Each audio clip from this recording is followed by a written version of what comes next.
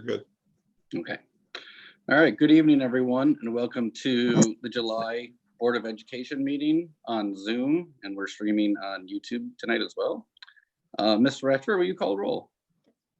Mrs. Barker.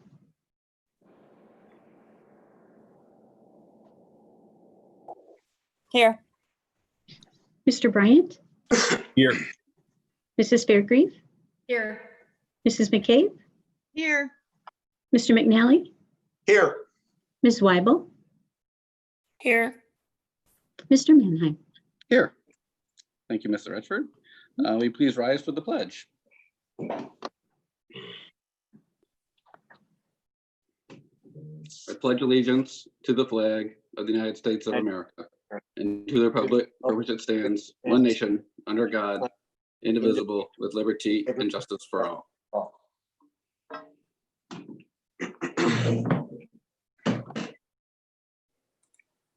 All right, welcome everyone. Before we get started, I know everyone's anxious to get to the reopening plan. So we'll get through things. I did want to make a quick note. I know some board members have been getting some questions about when we might resume in-person meetings, and administration's working on the hows and wheres, and with the goal of starting that in August. So we'll keep you posted, but that's just kind of the plan, so everybody knew that. So, all right, with that, Mr. Smith, do we have citizens' comments tonight? Yes, we have 19. Okay, and then Mrs. Barker, will you please read our opening statement?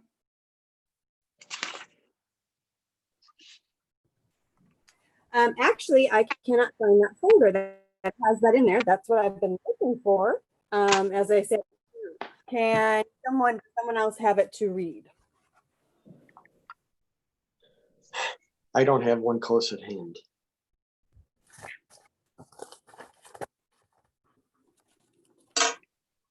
Perhaps Chris, I'm sure she's looking. It appears she is.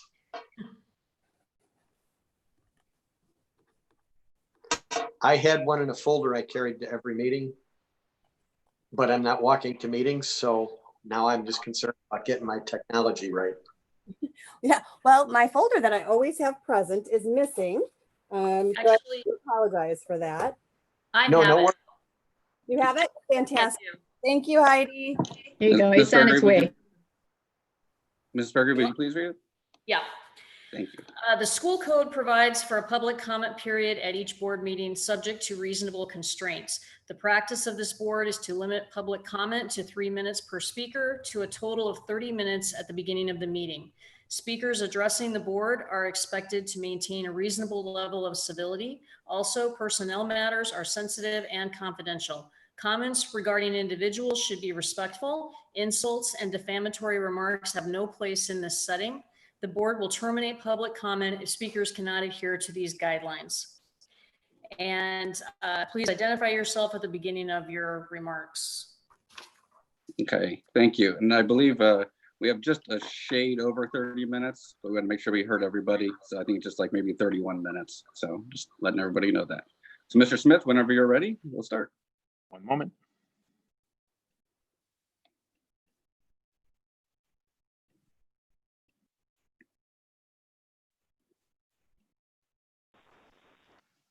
Good afternoon. My name is Tricia Sharkey, and I am a parent of 2 St. Charles North students. Today, I'm reaching out to you to voice my concerns over the recent decision to postpone summer athletic camps yet another week. After a long-awaited return to some normalcy, both my son and daughter were eagerly anticipating the opportunity to join their peers and coaches for outdoor activities at St. Charles North, tennis and football. As a school administrator myself, I do understand and appreciate the great deal of time and thought that must go into developing new plans and protocols in this time in order to keep our students and staff safe. However, it would be my assumption that these potential protocols and procedures would have been worked out and that our high school athletic directors and departments would have been working on this since school was out on the 22nd of May.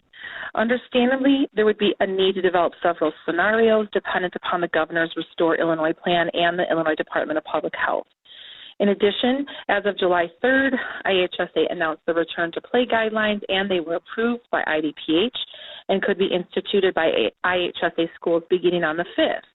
However, as a parent group, we were told that even though July 5th was the start date for school camps, high school camps, that we would need to wait until July 13th because the athletic department at North and East needed time to set up and open registration. I would like to note that in our house, we were anxiously awaiting this announcement and would have been ready to register immediately. And I would venture to say that most parents of student athletes were feeling the same way. So it led me to believe that the registration for summer camps had not been set up and was not ready to go as it should have been, despite this anticipation. On July 9th, IHSA received the original return to play guidelines and were prohibited, contact was prohibited. Our St. Charles North Athletic Director could have easily directed his coaches to forego contact and then focus on players learning plays, conditioning, skill development without the contact, and we could have continued to start camp on the 13th. Parents in the St. Charles North community were told that we would now need to wait an additional week so that the athletic directors could develop new protocols. In a community like ours, it's difficult to understand why our neighbors to the south have not been restricted in this same manner. One of the most important things to me as a parent during this COVID pandemic has been the emotional well-being of my own children. And as an educator, I feel very strongly that emotional health precedes everything else. For many, many children in this community, including mine, sports are one very important way to maintain emotional well-being. Time to compete and exercise with peers under the direction of coaches that build relationships with the players is critical to the emotional well-being of student athletes. Please consider discussing the return to summer athletic camps immediately so that our student athletes can participate in some normal activity and hopefully begin to heal from the emotional roller coaster of quarantine. In addition, please consider allowing camps to continue with no break until the start of school. Thank you for the consideration of this request.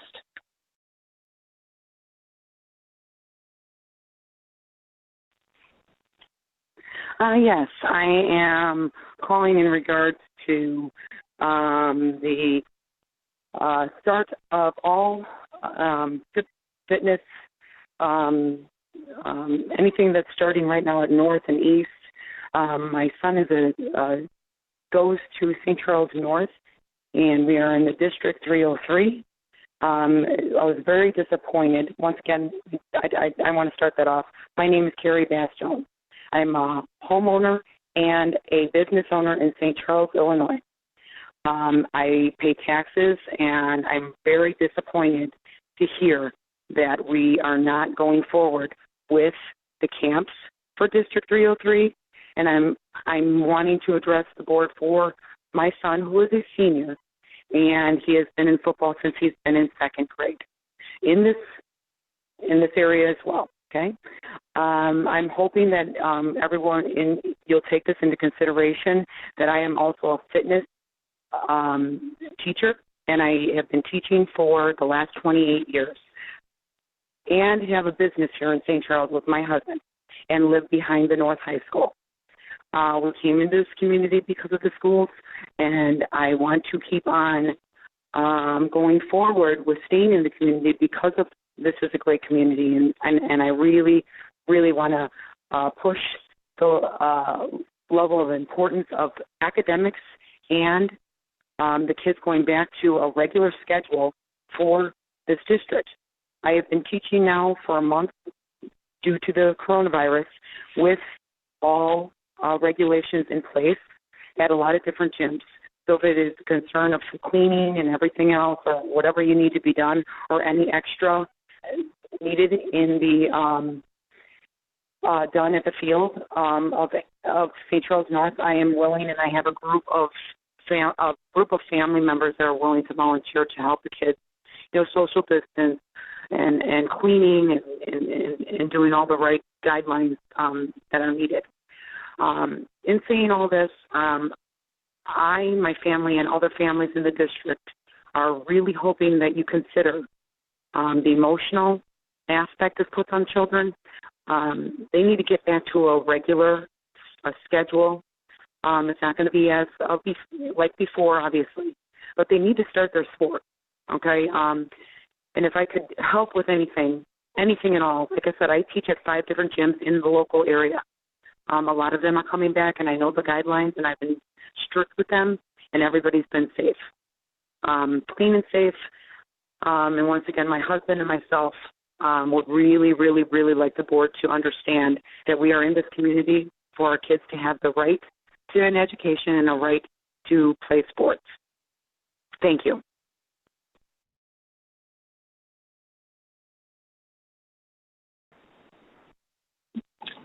Hello, my name is Karen Davis, and I was wanting to ask in the new plan that is coming out when we get to choose or opt into them for our children.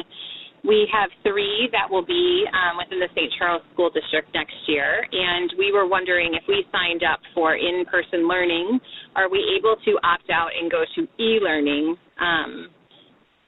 before the semester ends, or is it by each semester that you get to sign up for which option you choose to go forward with for your children? Thanks.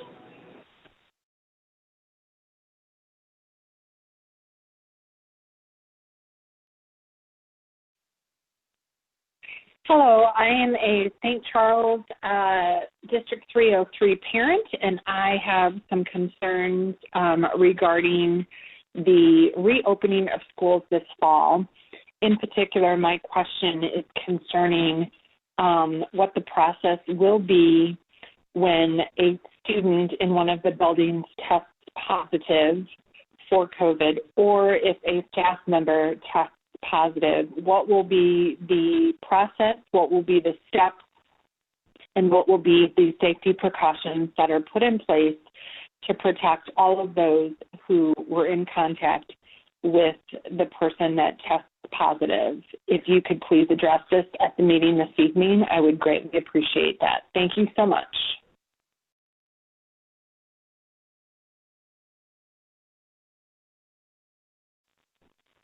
Hi, my name is Beth Wagner, and I am calling because I'm hoping that we're going to get some clarification on buses for District 303 in the 2020-2021 school year.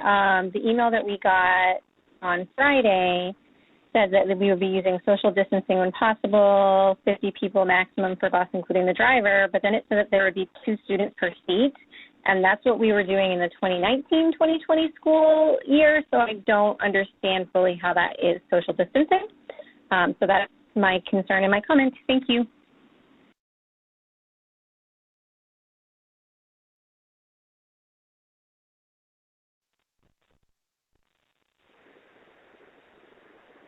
Good evening, District 303 School Board and Administration. My name is Megan Kagura, and I would like to start by thanking each of you for your compassion, communication, and never-ending hard work and planning for what school will look like in just a few short weeks. I speak as a parent and as an educator from a surrounding district who is about to step into the front lines of a classroom, prepared to give it my all in providing my students with a learning environment that fosters academic growth, safe socialization, and a sense of community and security that our children crave now more than ever. I know that every educator and staff member in 303 is preparing the same for each of his or her students, and for that, I once again thank all of you dearly. My public comment is coming from my kindergarten mom hat, however. I don't consider myself to be an expert on epidemiology, buildings and grounds, or school funding. I do, however, feel that after 12+ years of teaching literacy and administration, that I can confidently speak to the dynamics of a classroom culture and learning structures that motivate and yield results for our students. I respectfully ask the district to strongly consider using an AM-PM hybrid model.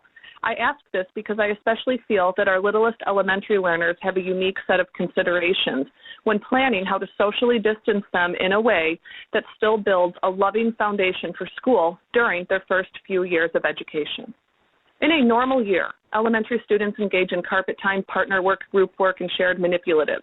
Abundant small group conferences with the teacher, snack time, recess, the exciting world of exploratory classes for the first time. 2020-21, however, is nowhere near a normal school year.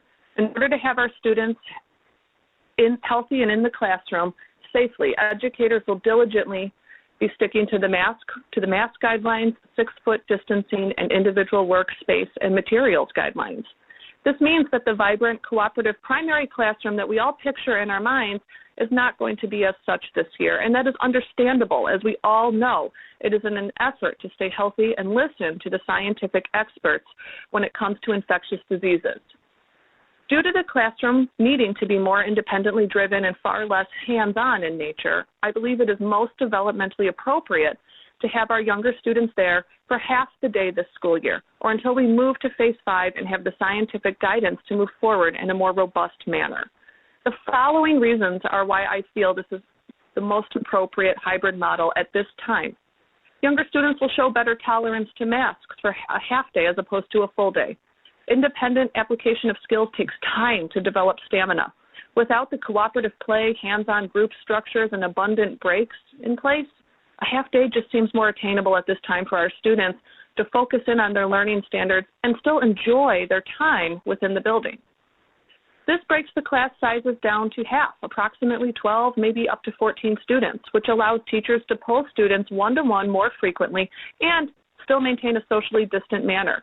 This will prove to be very helpful in light of what happened last spring and potentially less classroom time this school year. Students won't feel as much confusion of staying apart by 6 feet, which is unnatural to them, all of us really, when there are less bodies in the room. Less use of communal bathrooms and germ spreading. Thorough cleaning of facilities at a midday break. This could also allow for safe use of the playground for gross motor breaks as a result, and will obviously produce more strongly sanitized classrooms with that midday deep cleaning of surfaces. Less students will be on the bus at one given time, which we can all agree presents an entirely different set of health considerations. No need to remove masks for eating during the school day. Should someone sadly become sick, less students to quarantine if social distancing was broken, thus mitigating the potential for larger groups of students and staff being quarantined throughout the year.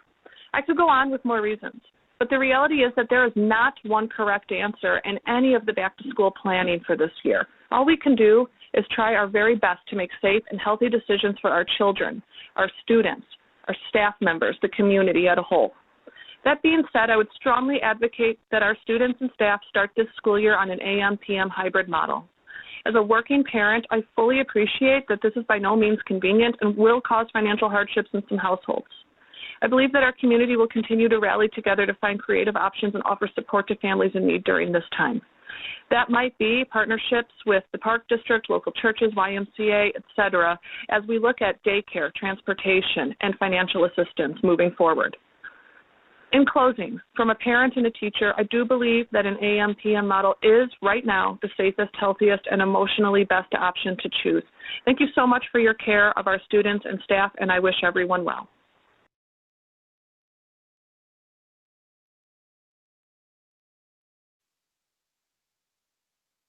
Good afternoon, this is Jolene Curzon. Please allow this message to serve as our family's formal request to allow our athlete the chance to get back to sanctioned sports camps at St. Charles North. If this means signing waivers to get this done, please let's move forward with the families having the option to do so.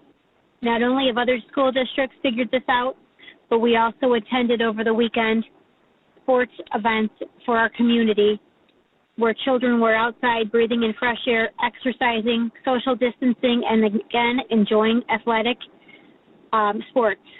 They figured out with a common sense approach how to keep their distance, sanitize their hands, and wear masks when they were 6 feet or closer where they could be potentially compromised. It became very apparent sitting on the sidelines the importance of our kids getting back to what they believe is normal. The importance of mental health is one of the major factors that nobody seems to be addressing. Keeping our children bottled up and not participating, we do not know what the effect will have on them. Please take into consideration the feelings of the families, and if they want to do so, the waiver that they will sign to get their children back into sports. Thank you.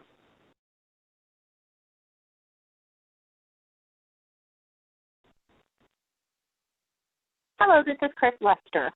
We've all been so very concerned about masks and no masks, the ability to social distance, and quality of curriculum, all important factors in the return to school. However, what I haven't heard mentioned is the district's exposure control plan. What I don't see as part of the plan is the answer to the question, what will we do if someone becomes infected? The district needs to have a plan to swiftly manage this with all the moving parts outlined now. Not when it happens, because it will happen. If a student leaves school with a fever, what happens to that class? Are other parents notified immediately? Are they kept in class? Is the student required to be tested? Is the class now quarantined? Are the students that rode the bus with that student now quarantined? If not, when will they be? After positive test results? That could take weeks, allowing others to be exposed. Do test results come directly to the school, or do we wait until the parents report, if they report? What happens to the quarantined students' learning?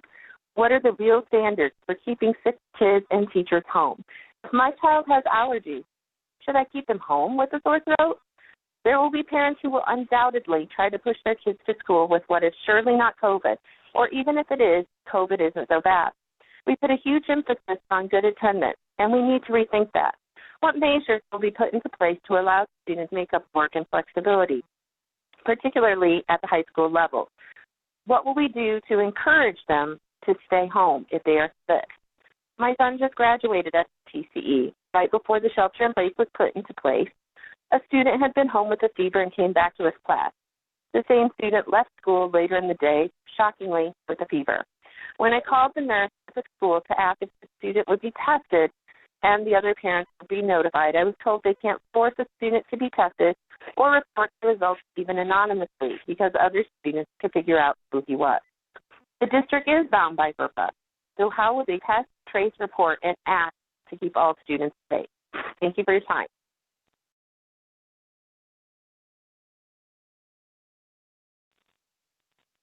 Hi, this is Heather Cassidy, and I have 3 students in District 303. One attends elementary, one attends middle school, and one attends high school.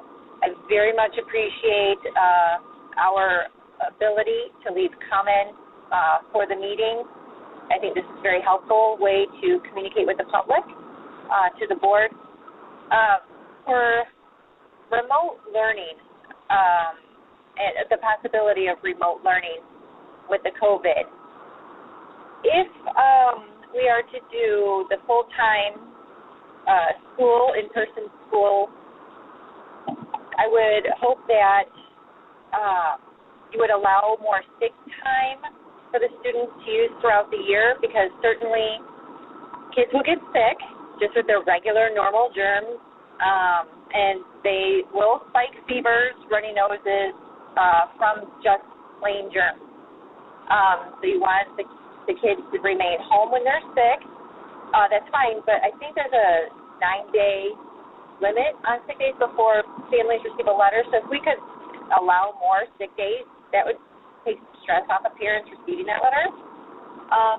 And also, I am totally okay with the students being in the classroom wearing the mask.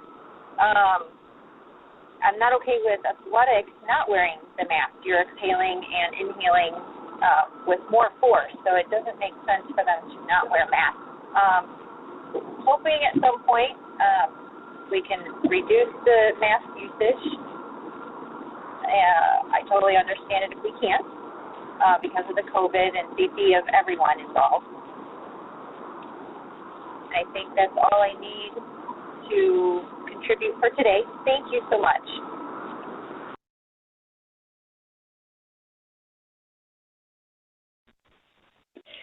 Good evening. My name is Kelly Barnes, and I am one of your substitute teachers.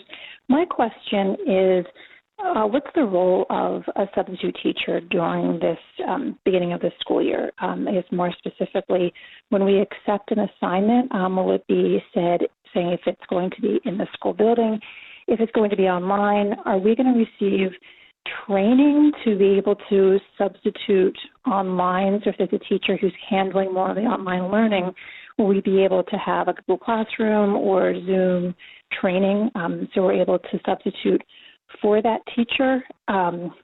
So yeah, I guess just in general, how are you going to be handling the substitutes, and what can we expect in terms of additional training or being prepared for the school year? Thank you very much. Goodbye.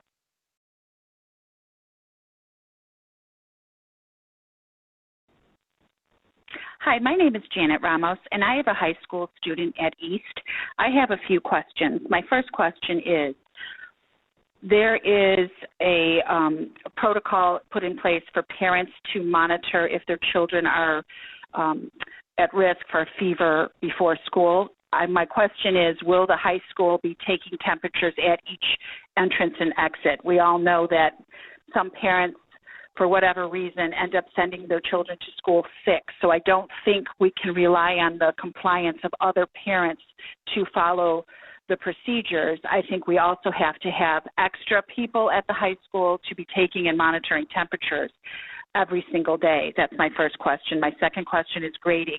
How will the remote e-learning be graded for quizzes and tests? And what about lectures? Will students be able to call in via Zoom at their appropriate classroom time to hear their teachers giving lectures?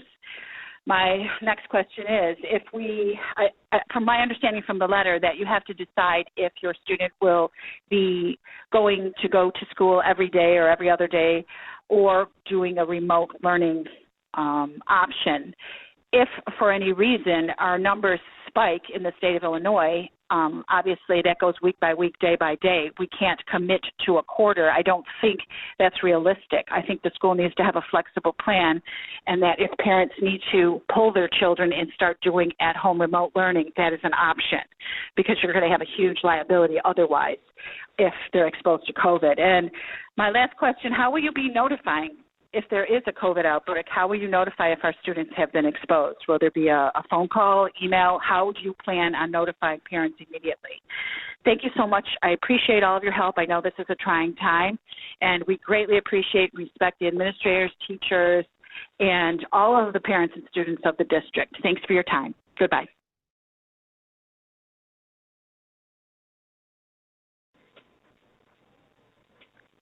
Janelle Fultz. With the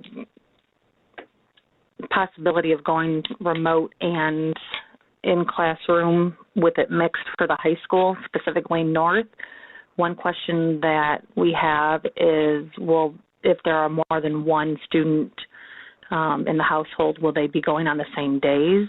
And two, with regards to juniors and seniors driving to school, will they be allowed to drive for the 5 days instead of taking the bus?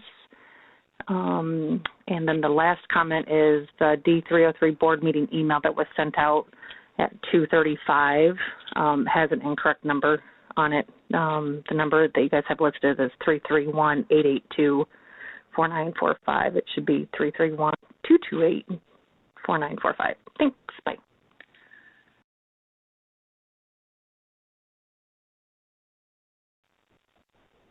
Good evening. My name is Elisa Ignash. I'm speaking as a kindergarten parent.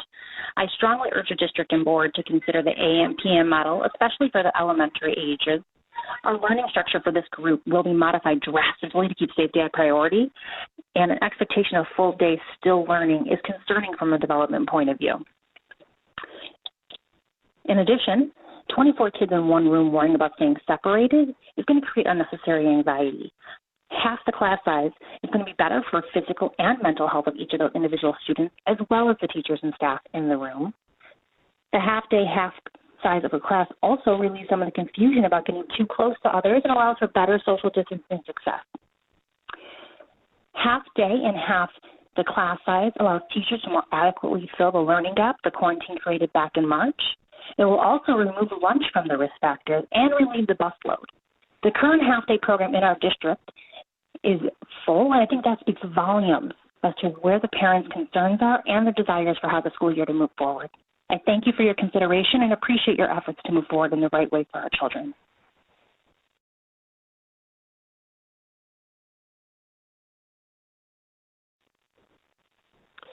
Hello, my name is Mary Lynn Doherty, and I have 3 children in D303 at the elementary, middle, and soon to be at the high school level. I appreciate the opportunity to leave a comment, and I thank you for all your very hard work as you try to figure out what will be best for our students, our teachers, and our community. My comments center on my hope that you will be looking at a proactive way to keep students in the arts in the coming year. I understand that there are many unknowns due to this pandemic, but our students absolutely need art and music, not only for their social emotional development, but also because art and music are ways that they are able to learn more about others themselves and the rest of the world. So I believe that the arts education that our children receive in D303 is vitally, vitally important. We have excellent teachers in our art and music programs, and I know I, for one, partly chose to live in St. Charles because I know that the arts programs are exemplary, and I want that to continue no matter the version of learning that is offered to my children.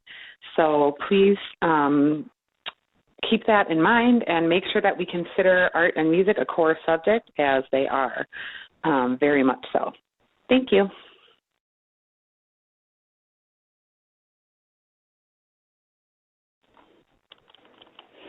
Hi, this is Danielle Penman. I am a parent and community member. I know our school district, family, and our community have faced great challenges due to the COVID pandemic. This is still a time of great uncertainty.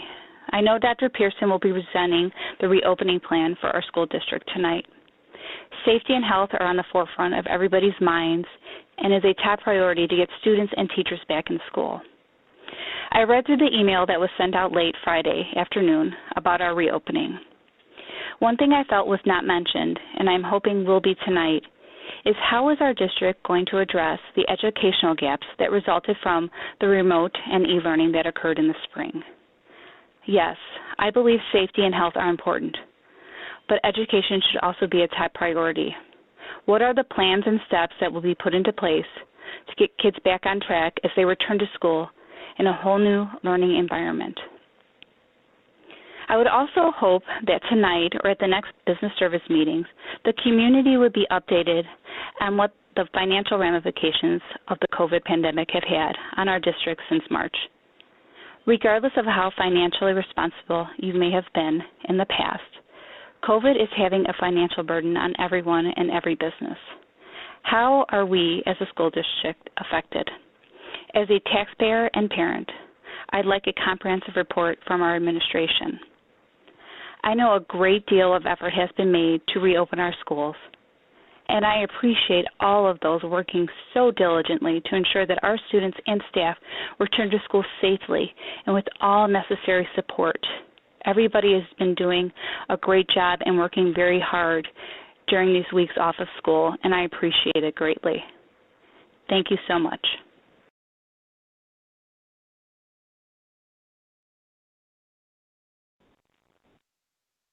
Hi, my name is Christine Johnson, and I have a daughter in District 303. First of all, I want to thank everybody for everything they've done throughout the whole COVID. I know it's been very difficult, and people have worked hard, and a lot of decisions have had to be made that are not easy and not going to please anyone. Having said that, I know you have a ton of questions on your plate about other things. I wanted to comment about when the kids go back to school, will it be possible to, especially at the elementary level, do some video modeling before the first day of school to show kids what will the first day of school look like? What will the first week of school look like? How do we safely wash our hands? How will we be walking through the hallways? Will there be arrows in the hallways? If each school could do a video walkthrough of what that looks like, I think that would help with transition back to school, alleviate maybe some anxiety, some social emotional issues that we all know has, become probably more prevalent for most kids during this time. So thank you for your consideration, and please address if this can be done. Thank you very much. Bye-bye.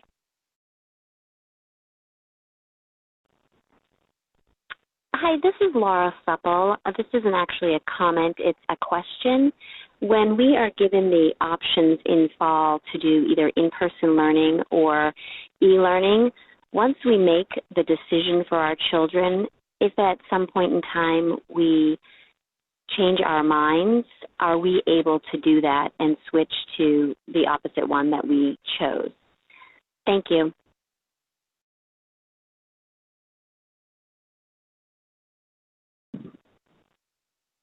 Hi, good afternoon. My name is Melissa Ruckel, and I'm calling in regard to the school board meeting tonight. My comment is pertaining to special needs, specifically the STRIVE program. I'm hoping that there's consideration for those students to go to school full-time in person given the nature of the structure of the class, the maximum students at 13, I'm wondering if that would align with the CDC regulations and the Illinois State Board of Education regulations. I would strongly prefer that my child be in school, given the special needs situation, and that's the one thing that I wanted to be considered. Thank you so much, and have a good evening.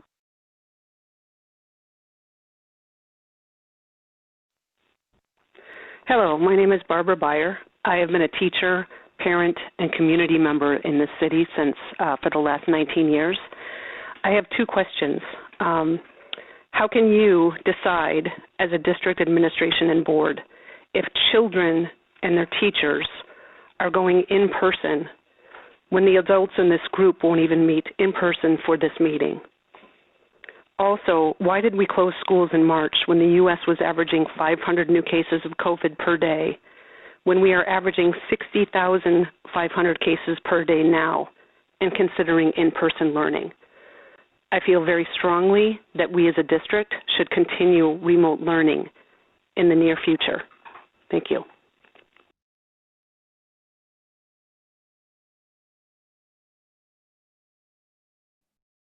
That concludes citizen comment.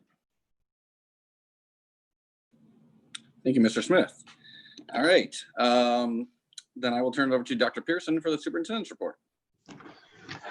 Thank you, Mr. Mannheim. I won't take up too much time tonight because I know that people are very interested in our presentation later in the meeting related to the reopening schools plan. I would just like to make a couple of comments. The first one being, as we heard in public comment tonight, there are many questions that are coming up around our reopening plan. And I know people are very interested in understanding all of the different nuances and components of our plan. And we certainly are working hard to try to communicate with families and community members about reopening, as well as our staff. Many of the questions that were asked tonight during public comment are actually answered during our presentation this evening, so that will be helpful. Knowing that, I also realize that there are many additional questions that will come up as people begin to understand and learn about the plan and think about how that impacts their family or situation. And we want to be as responsive as we possibly can to try to help answer those questions as we move forward. We do have a frequently asked question page set up on the reopening schools page. So feel free to use Let's Talk to send those questions into us so that we can capture them and ensure that we are able to put them on the website so that everyone will have some of those answers. This is a time when that tool will be helpful as we try to provide that communication out across the district. I also want to just briefly mention the sports camp situation. We are equally as frustrated that we were not able to start sports camps today. As was mentioned in one of our public comments, the IHSA provided guidance on the 5th of July, and then again at the end of the week last week, they changed their guidance related to sports camps. This combined with the fact that many of the camps that started last week at high schools across the state have had to close due to COVID infections in their camps, made it necessary for us to push the pause button on reopening for our sports camps. And we are definitely working with our staff to try to put a plan together that will keep our students and staff members safe. And hopefully we will be able to provide an opportunity for those students within the next week or so. So we apologize for the inconvenience. We understand the frustration, but we also have to be responsive to the things that are changing around us as we learn of new situations and new guidelines related to athletics, other things that we're trying to offer in our schools. Anything else that I have, I can do next week at Learning and Teaching. So I appreciate your time, Mr. Mannheim. All right, thank you, Dr. Pearson. That takes us to our committee reports. We only had one meeting this past month, and that was business services. So Mrs. Fairgrave, would you like to give us highlights? Yes, absolutely. So we reviewed the month of May financial statement for Mid-Valley and also for District 303. I also shared with the committee our business services meeting dates for 2020 and 2021, and those should be posted on the D303 website as well. We received a facility master plan update, and there's a presentation related to that. We also reviewed an amendment to our intergovernmental agreement with the Norris Recreation Center, and that actually will be part of our consent agenda tonight. We also reviewed our night custodial cleaning contract that will be on for action this evening. We reviewed a change in our career counseling resource at the high school level for Naviance that will be on for action this evening. We also discussed learning and teaching annual renewals, which will be in our consent agenda tonight. Several of those related to a Zern quote, Nearpod, pre-K 5 RAZ kids subscription, and then also we had several annual IT software and support renewals. We also reviewed our annual approval of existing safety hazards, which will be on the consent agenda as well. We also have several quotes related to facilities, one for Bell Graham, the elementary school compressor replacement, also a storage shed bid for Thompson Middle School, and a storage room remodel as well. Several items that are on for action tonight as well relates to the award of our contract for touchless fixtures. Again, specifically related to our new environment, award of contract for drinking fountain, bottle filler upgrades. That is also coming to the board tonight and action. And then we also received a Haynes construction update, and that was the final one related to that particular project. We also received a presentation related to the St. Charles Early Learning Partnership Agreement. And we did have that as a discussion at the committee at that time, and I believe it's moving forward for further discussion. And that's it. All right, thank you, Mrs. Fairgrave. Mr. McNally, do you want to add anything about your next meeting? My apologies, I was muted. We will be meeting on the 20th at 5:30, and I'm not, we're going to be discussing some additional items potentially in the next day or two. So I believe the agenda will be posted. Today is Monday. I think it's going to be posted on Wednesday or Thursday. So. Yes. Okay. Thank you. All right. Thank you, Mr. McNally. Mr. Manheim, if I may, just Yes. wanted to tack on to our next business service meeting. Mrs. Fairgrave, I think it's the 22nd. Is that correct? Yeah, that's correct. Thank you for that, because I was going to interject as well. It's next Wednesday on July 22nd at 5:30. Right. And we're going to be looking at some of those financials that we actually had in one of our comments this evening in relation to not only how the impact of the COVID is impacting our current budget, but it's going to be broken down in many different ways for us by Dr. Chapman and his team. So I just wanted to highlight that as well for you. Was there anything else for the future meeting, Mrs. Fairgrave? No. Okay, thanks. All right, thank you. Dr. Pearson and I attended Intergovernmental last week, and I think everyone kind of gave updates, basically, you know, how every government is handling COVID now and plans that they're looking at. So it's kind of more or less kind of high level things of where we are today and where we're looking to be. So that's it. Is there any other committee notes? Ms. McCabe, do you want to say when the next CAC meeting is? We have a CAC meeting on July 29th at 6 o'clock. Dr. Pearson and his team will be presenting on the strategic commitments, and that's all we have for this month. Excellent. All right, thank you. All right, then that will get us to our 4 action items. Do I have a motion to approve the award of contract for touchless fixtures? So moved. Second. Ms. Weibel? Is there any questions or comments pertaining to this topic? I just want to add that in addition to the multiple touchless fixtures and things that we talked about, because it's under the 10,000 spending limit, obviously we'll also be adding hand sanitizer stations and things like that. We did discuss that at the committee meeting, but I do want to just highlight it here at the general meeting as well.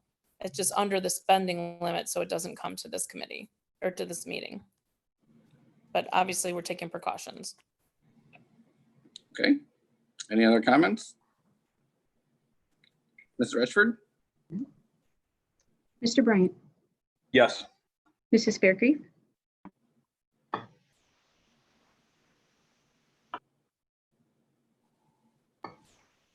Mrs. Fairgrieve?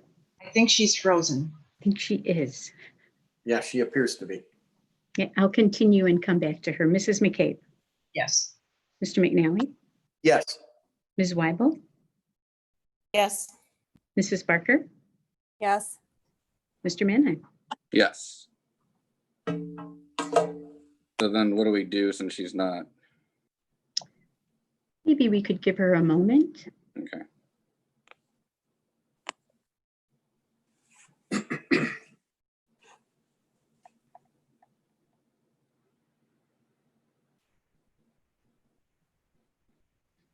Please stand by. We are experiencing technical difficulties.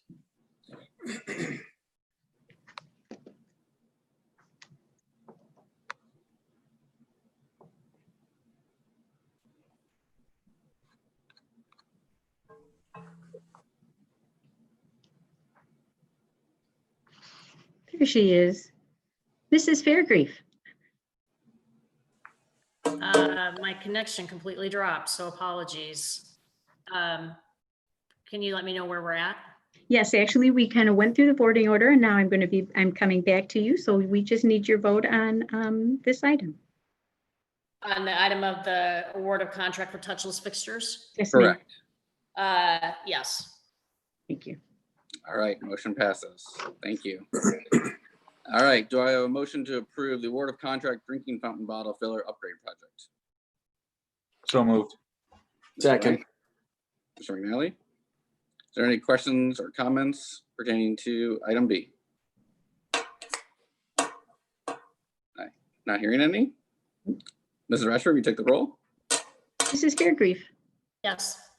Mrs. McCabe? Yes. Mr. McNally? Yes. Ms. Weibel? Yes. Mrs. Barker? Yes. Mr. Bryant? Yes. Mr. Mannheim? Yes. Motion passes. Do I have a motion to approve the renewal of the GSF night custodial cleaning contract? So moved. Mr. McNally? Second. I didn't catch who it was. I said a second, but so did someone else. It was me too. It doesn't matter. It doesn't Okay. matter. Ms. Weibel, thank you. All right, any other questions or comments pertaining to item C? I do have a question just as a point of clarification. So this particular cleaning contract really is just related to our consistent renewal, and it's really only supporting what our normal cleaning and maintenance routines are. There's no impact to this related to COVID-19 items. Is that correct statement, Mr. Baird or? Yeah, I can address that. This contract is, for the most part, to your point, base level contract. However, I would add that we have had conversations with GSF about maintaining flexibility among their crew to be able to work earlier in the day to help support the lunch hour and assist with additional cleaning as part of this contract. So there is a small cushion around in that contract because we asked for a 5%, but they didn't use all the equipment allotment. There's around $50,000 or so in the contract you're approving tonight in case we need emergency cleanings. Clearly that may not be enough, but there's at least a little bit in there to provide for some additional cleaning should we have an emergency situation. Thank you.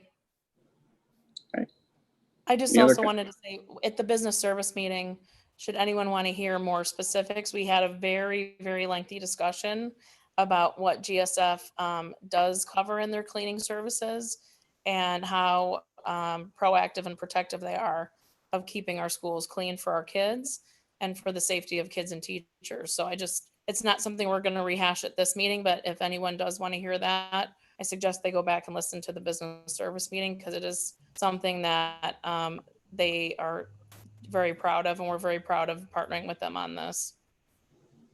Thank you for adding, Mrs. Weibel. I would agree. We have a fantastic relationship with GSF, and we have all the confidence in the world in their ability to support us during this time. Yeah, it's a very important piece. So thank you. All right. Any other comments? All right. Hearing none. Ms. Reshford? Mrs. McCabe? Yes. Mr. McNally? Yes. Ms. Weibel? Yes. Mrs. Barker? Yes. Mr. Bryant? Yes. Mrs. Fairgrave? Yes. Mr. Mannheim? Yes. Motion passes. Do I have a motion to approve the Naviance renewal?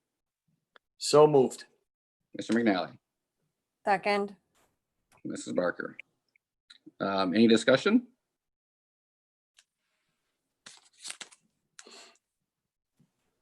Okay, not I hearing was any. just going to say, at the committee meeting, they talked about this was done at one high school, and now this is going to be brought to both. And so it's just to help the equity. Any other comments? No, it's essentially a renewal with a slight expansion, as was mentioned. So it's kind of it will be a recurring thing. All right. All right, Mrs. Reshford? Mr. McNally? Yes. Ms. Weibel? Yes. Mrs. Barker? Yes. Mr. Bryant? Yes. Mrs. Fairgrave? Yes. Mrs. McCabe? Yes. Mr. Mannheim? Yes.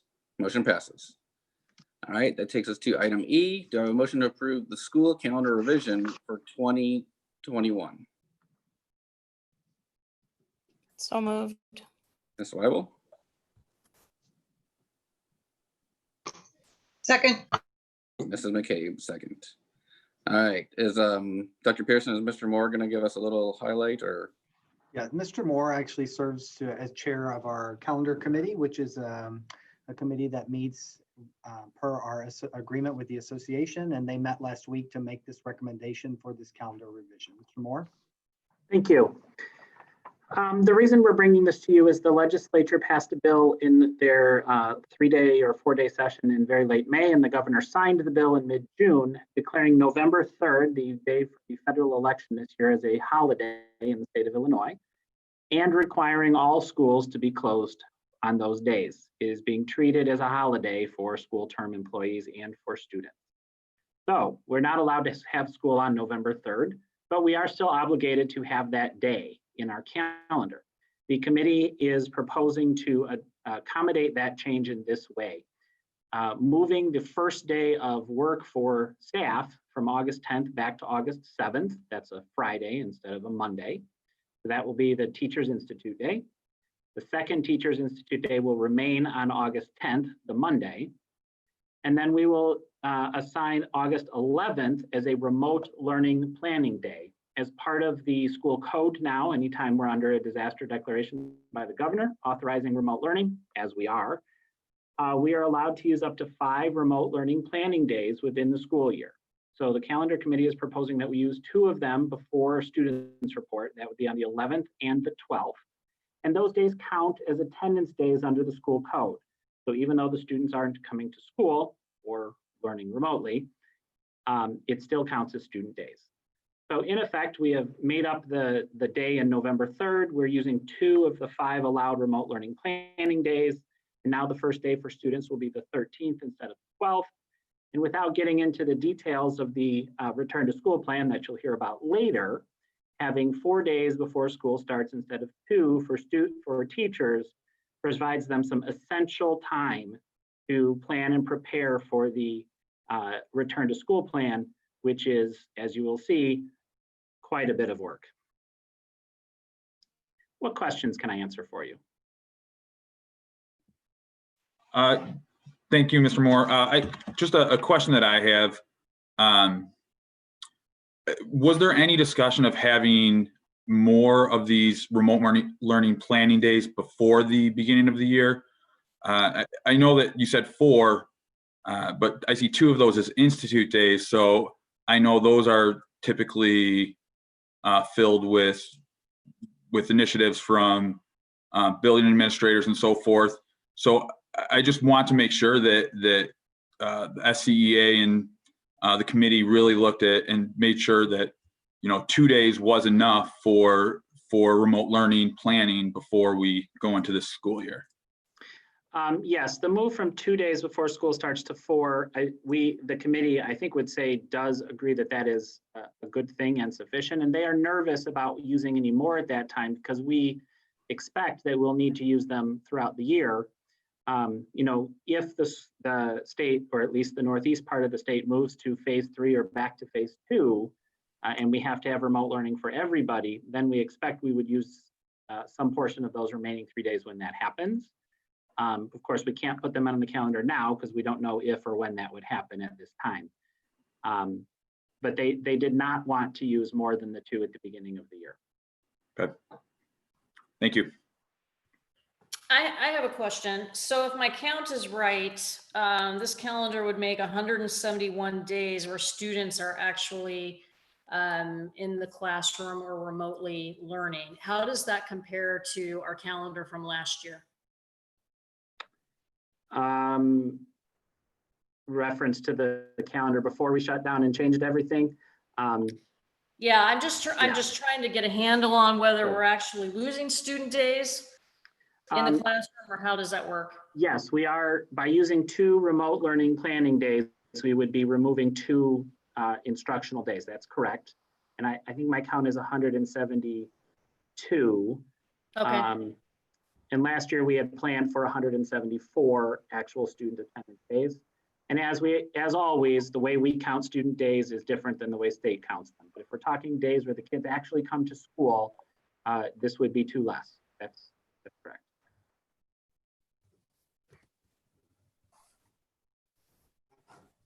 Okay, thank you. I have a question about, I understand that it may take time to plan for and get prepared for the eventual different types of learning that will take place. I'm wondering, why it is taking up student days. It seems to me that it's important that we are able to utilize days with warmer weather for student instruction before potentially moving into different phases. Renders us unable to do that, or Chicago weather being what it is renders us unable to do some of those things. So that's a concern I have, and I wonder why we're taking 2 days out of student instruction at the beginning of the year.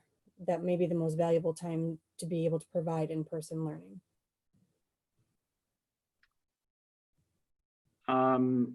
Well,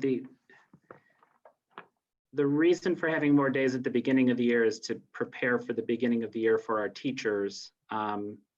The contract doesn't have a mechanism for requiring teachers to report to work before the first day of the calendar.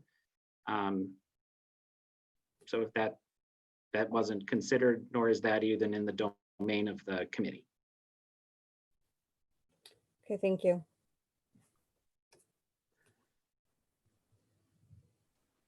All right. Any other comments pertaining to item E? Just a real quick, I guess just a comment that I do hope that the teachers are okay with. It's kind of relatively short notice for them to be returning a little sooner than, not sooner, but somewhat sooner than they had anticipated. So, and I know that that the SCEA president was involved. So, but again, I just wanted to express my concern there. The committee had exactly the same concern, and we are being flexible with the way the teachers, and in fact, all staff work that extra day at the beginning. It won't necessarily be all people on August 7th. They can work with their supervisor to provide the work that they owe, but it may be spread out over that week. Yeah. Okay. Yeah, I just did see some people have plans and things like that, and I just didn't want to, so, and that was something I had seen, and I guess I neglected to mention, I had seen that as part of the plans, so I do get that flexibility. All right. Mrs. Rashford, will you take the roll? Ms. Weibel, Yes. Mrs. Barker,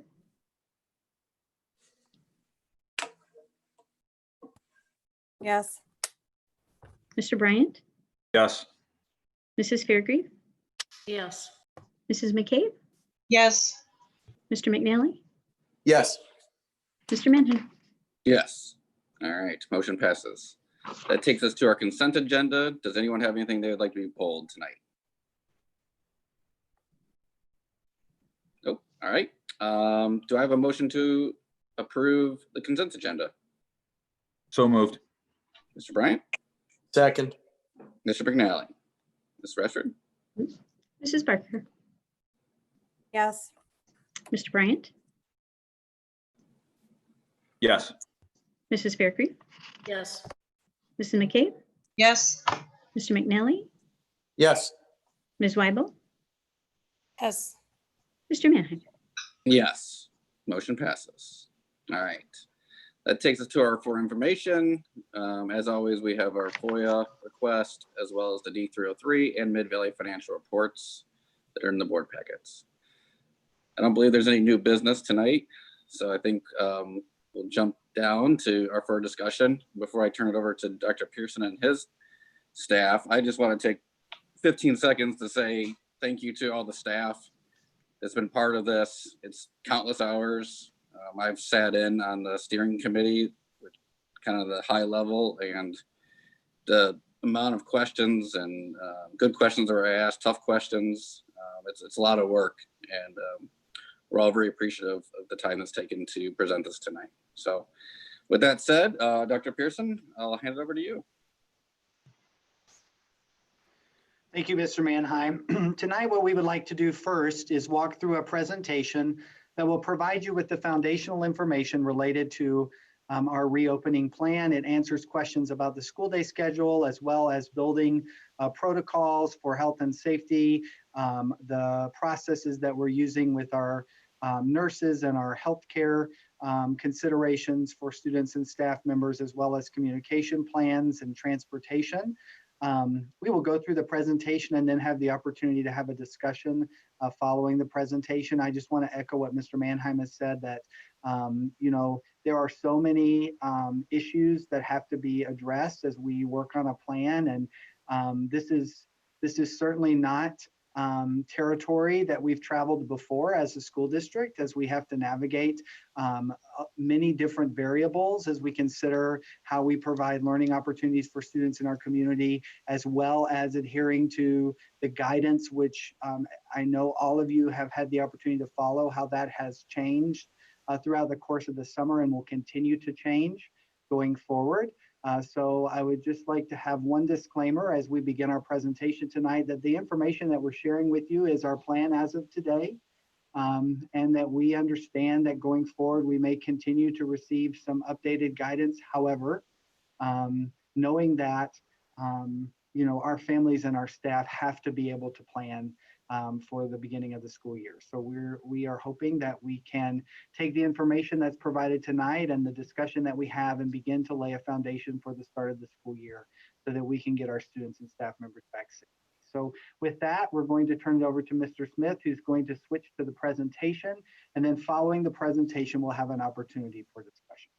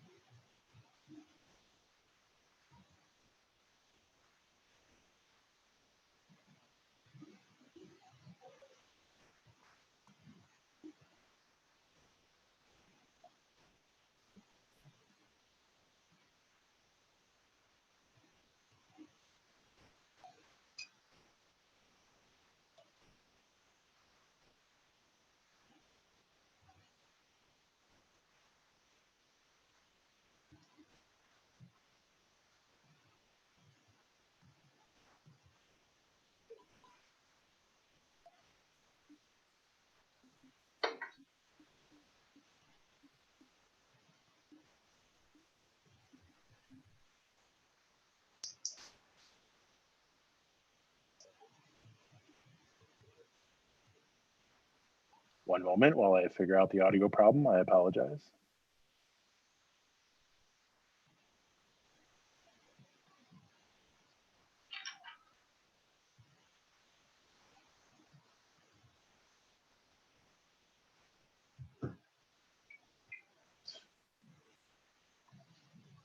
There we go. This should be better.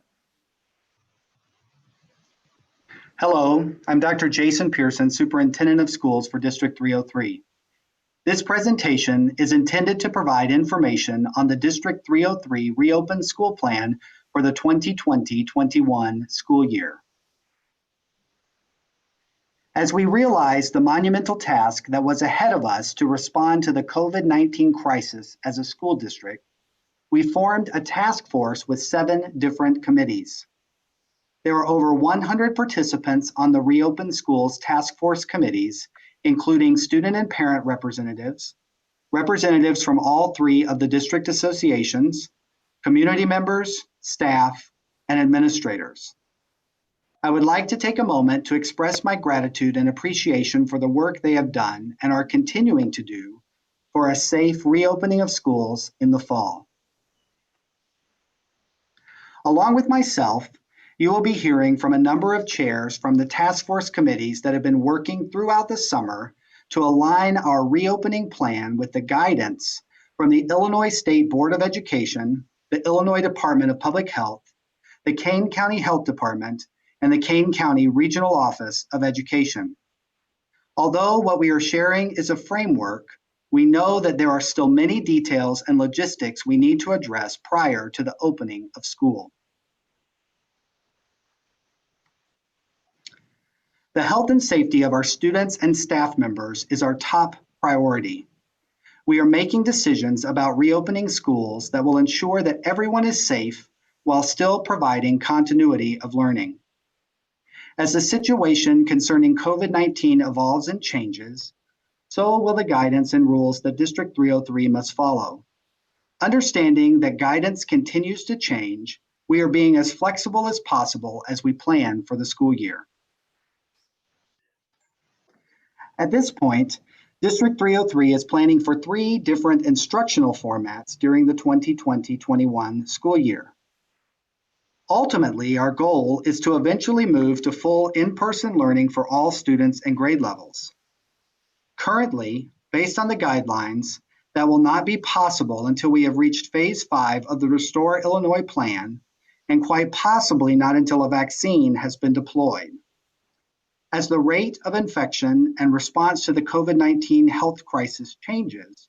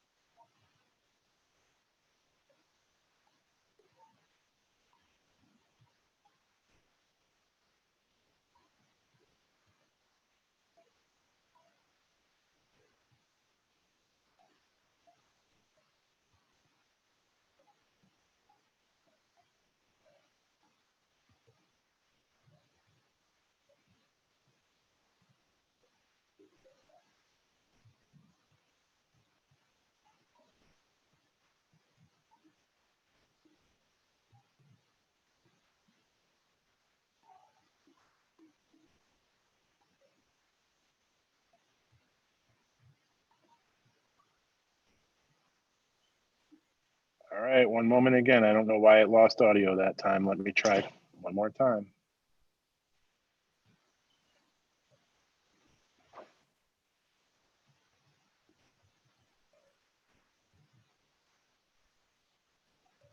currently, based on the guidelines, that will not be possible until we have reached phase 5 of the Restore Illinois plan, and quite possibly not until a vaccine has been deployed. As the rate of infection and response to the COVID-19 health crisis changes, we may be required to move between remote instruction, a hybrid blended model, or full.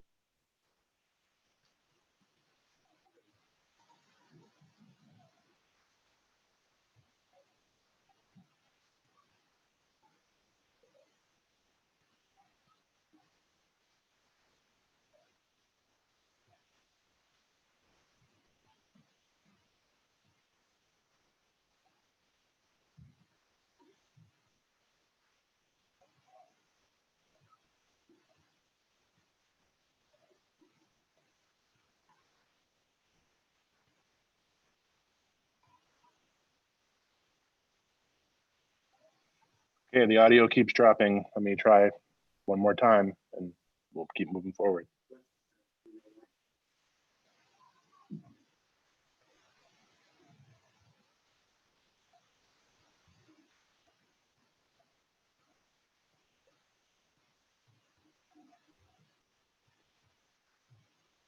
Presentation will provide an overview of plans for the school day, social emotional learning and support, the health and safety of staff and students, building protocols that are being put in place to support health and safety, transportation guidelines, and communication.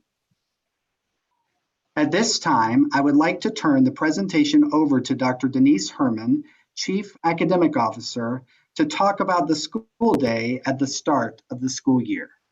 Hello, I am proud to share the D303 plan for the instructional day when students return to school in mid-August. The plan we developed maximizes in-person instruction while still meeting the COVID-19 safety restrictions published by ISBE. We are in phase 4, as indicated by the yellow highlight on the graphic. In phase 4, we developed 2 instructional models. One is a modified in-person for elementary students, and the other is a blended hybrid model for secondary students. Should health conditions become worse, we may be required to return to remote learning for all students. Should health conditions improve to the extent that COVID-19 safety restrictions are removed, we will return to full in-person learning for all students. Now for the details of our Phase 4 model in August. The elementary school will provide in-person instruction for all grades every day. The school day will be shortened slightly and end at 1:40 p.m. However, kindergarten instruction will be half day only. We made this change in order to have the classroom space required to physically distance students in grades 1 through 5. Families who requested all-day kindergarten will be placed into an AM or PM section. Each school site will communicate directly with families impacted by this change. At the middle level, the instructional model will be the blended hybrid AB schedule, where students attend school in person on one day and engage in remote learning the next day. The start and end times for the school day will remain the same, as will the daily bell schedule. We split the district into 2 groups alphabetically, where Group A is families whose last name begin with A through LE, and Group B is families whose last name begin with LF through Z. The high school will also use an AB blended hybrid model. The start and end times will remain the same, as will the daily bell schedule. The same alphabet split will be used across the district to ensure families with students in middle and high school have students on campus doing in-person learning and at home doing remote learning on the same days. Here is a sample schedule for 2 weeks of the AB blended hybrid model. My last name is Herman, starting with an H, so my son or daughter would be in Group A. They would attend school on Monday, Wednesday, Friday of the first week for in-person learning and engage in remote learning on Tuesday and Thursday. However, the following week, they would start with remote learning on Monday and again on Thursday, with in-person learning taking place on Tuesday and Friday. The impact of a non-student attendance day is demonstrated on Wednesday of week 2. Here, students would simply resume the every other day rotation following the non-attendance day. The results of the parent survey showed that some families may refrain from in-person instruction and choose instead to have their student participate in full remote learning. Please know that we used feedback from students and parents in the spring to refine and improve instruction within the full remote learning model.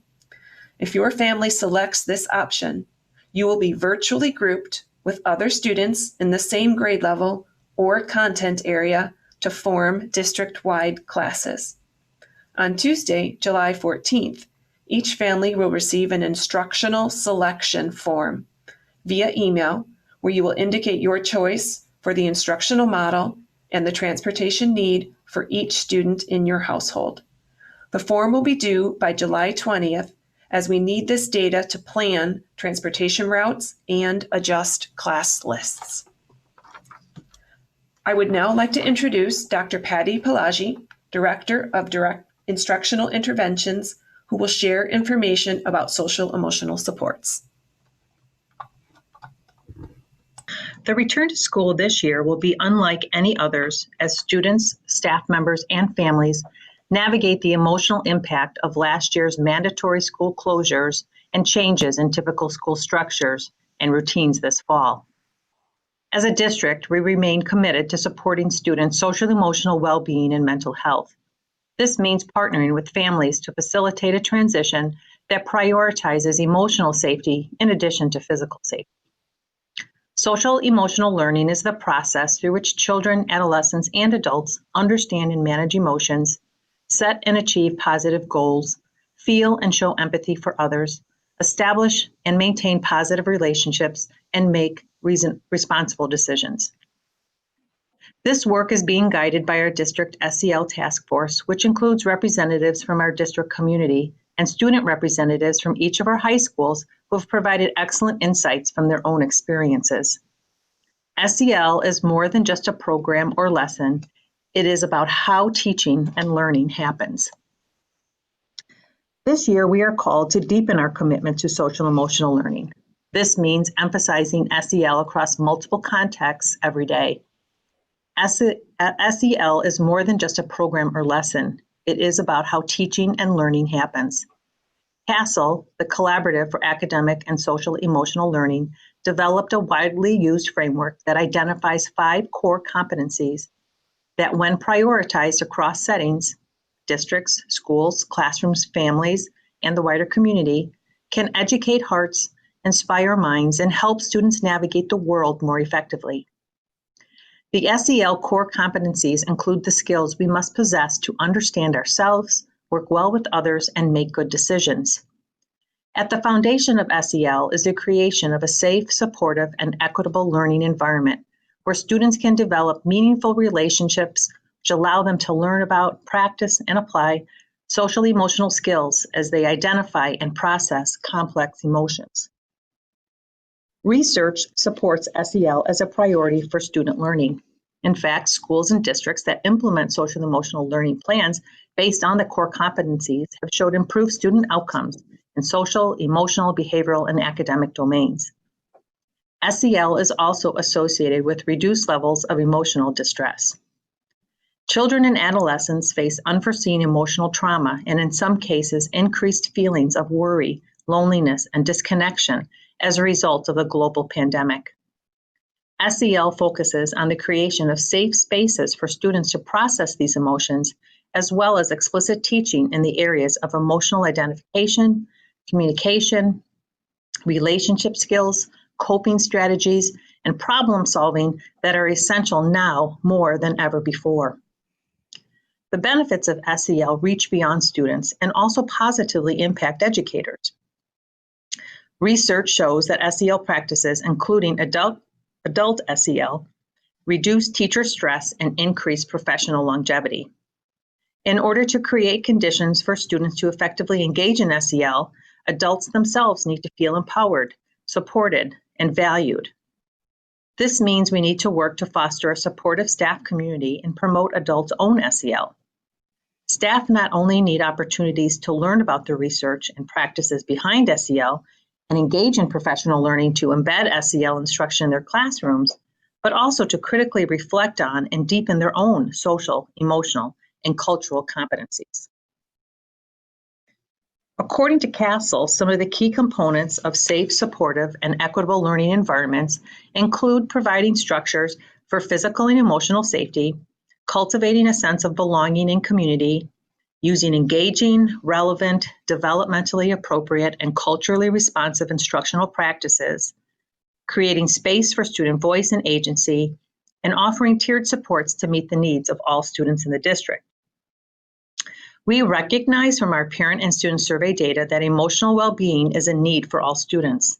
In order to meet the needs of each student across our multi-tiered system of supports, we are evaluating various pieces of data that allow us to identify students who may need additional social, emotional, or mental health support upon returning to school. Our tiered approach includes explicit and embedded SEL instruction for all students, as well as focus on the prioritized needs of belonging and acknowledgement. In the May remote learning survey conducted by the district in partnership with Northern Illinois University, student respondents in grades 4 through 12 reported not seeing friends, missing events, and falling behind in schoolwork as stressors. This data supported the prioritization of belonging and acknowledgement. Belonging refers to the sense students have of being part of something bigger than themselves, which is essential to good mental and social health. Belonging creates an emotionally safe space for all students within our schools through positive relationships, activities, groups, and connections to others and the school community as a whole. Acknowledgement is positive, non-contingent attention given to students from their teachers, regardless of their academic performance or behavior. This act of acknowledging students for who they are, regardless of what they do, communicates value and respect. Basic needs, specifically belonging and acknowledgement, are critical for all people as we innately seek community, connection, affirmation, and unconditional positive regard. The SEL Task Force recognizes the impact of school closures and the global pandemic on our families. During these challenging and unprecedented times, parents are seeking guidance on how best to prepare their children for the reopening of school. Resources have been gathered and posted on the reopening website to assist parents in preparing their students for the return to school. These resources include strategies for discussing difficult topics, as well as necessary safety measures such as mask wearing and maintaining social distancing. Offering additional venues for parents to gain information and seek guidance are also being proposed, as is seeking ongoing feedback through surveys. District 303 is fortunate to be supported by community mental health organizations. These groups will continue to provide information and support to our students and families. And now, Mrs. Gravinsky will share information on health and wellness. The Illinois State Board of Education has put forth universal health and safety precautions that all school districts in the state are to follow. These precautions include the use of masks for all students and staff, limiting the number of individuals that may gather in one space, as well as observing social distancing guidelines, symptom screening prior to entering school buildings, and an increase in school-wide cleaning and disinfecting. The health and safety requirements are important strategies. The use of face masks prevents the spread of the virus, while social distancing minimizes the chances of individuals catching or spreading the virus. Symptom screening through self-certification prevents the virus from entering our schools, and school nurses will conduct disease monitoring activities in partnership with the Kane County Health Department to control school and community transmission. Keeping our children healthy and free of other illnesses remains very important. Despite the pandemic, the Illinois Department of Public Health's requirements for school entry remain in place. All students entering kindergarten, 6th, and 9th grades must submit a current physical exam and their up-to-date immunization records. Transfer students must also submit evidence for physical examination, as well as a complete record of their immunizations. Physical examinations and up-to-date vaccination records are due prior to the first day of school for in-person and remote learners. These requirements also apply for students entering early childhood, walk-in speech, pre-K, kindergarten, or first grade programs as first-time learners in Illinois schools. High school students leading preschool classes are also required to submit their current examination and up-to-date vaccine record. The Illinois Department of Public Health, as well as the CDC, have provided clear guidelines with regard to how schools must respond to suspected, presumed, or confirmed cases of COVID-19. Protocols are in place that determine when students or staff members who may be ill with COVID-19 must go home and the conditions that they need to follow before they can return to learning in our schools. Be assured that your school nurses will continue to care for students and staff's ongoing healthcare needs. Treatment, medication delivery, and specific care will be carried out. Strategies to protect students from infection, maintain distancing, and protect medically fragile students will be observed. And next, Dr. Roosh will now talk about building safety. Safety, health, and well-being of our staff and students is our priority. We are implementing a number of measures in our buildings to meet the requirements of the guidelines set forth by the state with regard to safety and hygiene, and they will be described in the following slides. The Centers for Disease Control and Prevention, the CDC, recommends posting signs and messages in highly visible locations that reinforce safety precautions and promote everyday protective measures. These include signs for proper hand washing, appropriate face coverings, maintaining social distancing, and how to stop the spread of germs. Many of the signs that you will see in our buildings are the ones that have been created by the Illinois State Board of Education in partnership with the Illinois Department of Public Health. The signs are highly graphic and the message is accessible to all regardless of language level. At the main entry of the buildings, signage indicates that a person cannot enter the building if they currently have any known COVID-19 symptoms, requiring self-certification before entering. All of these signs will be posted in English and in Spanish. Hand hygiene is an important part of preventing the spread of all infections, including COVID-19. Students and staff will practice proper hand hygiene, which includes hand washing in restroom or classroom sinks, as well as the use of the alcohol-based hand sanitizer at regular intervals during their school day. To decrease the spread of germs when hand washing, we are installing touchless faucets in our classroom and restroom sinks where they do not already currently exist. Touchless soap dispensers will be installed in restrooms where they do not currently exist. Signage about proper hand washing will be placed in restrooms. In addition to hand washing, hand sanitizer is another way to promote proper hand hygiene. Hand sanitizer dispensers will be located in strategic locations throughout schools to supplement hand washing. Hand sanitizer will also be available for use in each classroom. The district is implementing measures to maintain social distancing and increase hygiene related to personal care. Most of the restrooms have dividers between toilets and urinals. In restrooms without dividers, in order to maintain social distancing, select urinals and toilets will be temporarily unavailable for use. Traditional drinking fountains will also be temporarily unavailable for use. We will promote the use of reusable water bottles. We are installing touchless water bottle refill stations for students to use. As these are high traffic areas, floor markers or wall signage will be installed to promote appropriate social distancing. Classroom spaces will be arranged to maintain social distancing to the greatest extent possible. To accomplish this, non-essential furniture will be removed in order to increase space and allow for safe travel within the classroom. Desks and/or tables will be arranged so that students and teachers can maintain a 6-foot distance from one another. Floor markers or wall signage will be used to help students maintain social distancing in the classroom. Lockers and cubbies will not be used. More frequent cleaning and disinfection is necessary to reduce the exposure to germs. One strategy we'll use is to reduce the number of surfaces in classrooms and offices that need to be cleaned by minimizing furniture and items in those spaces. Any items that cannot be easily cleaned or disinfected, like pillows and carpets, will not be used.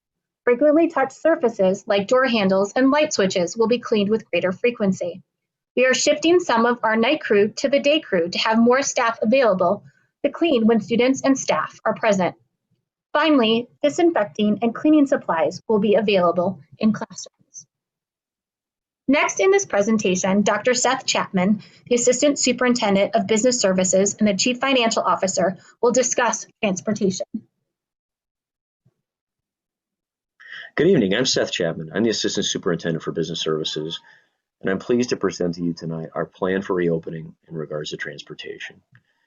Administration takes transporting kids to and from school very seriously, and the safety of your students is extremely important.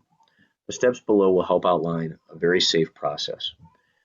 Initially, and most importantly, face masks will be required on the bus at all times. Buses will be equipped with disposable masks for students that forget, lose, or damage a mask.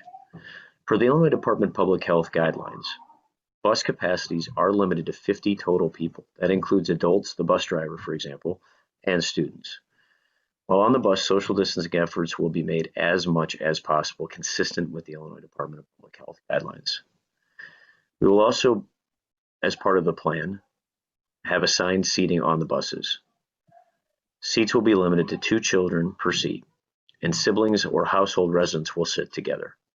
The seat immediately behind the bus driver will not be occupied to provide distance between the driver and the students. To help improve air circulation, windows and/or roof hatches in the buses will be open as weather permits. Please consider this when thinking about what your student may wear, as layers may be part of your process.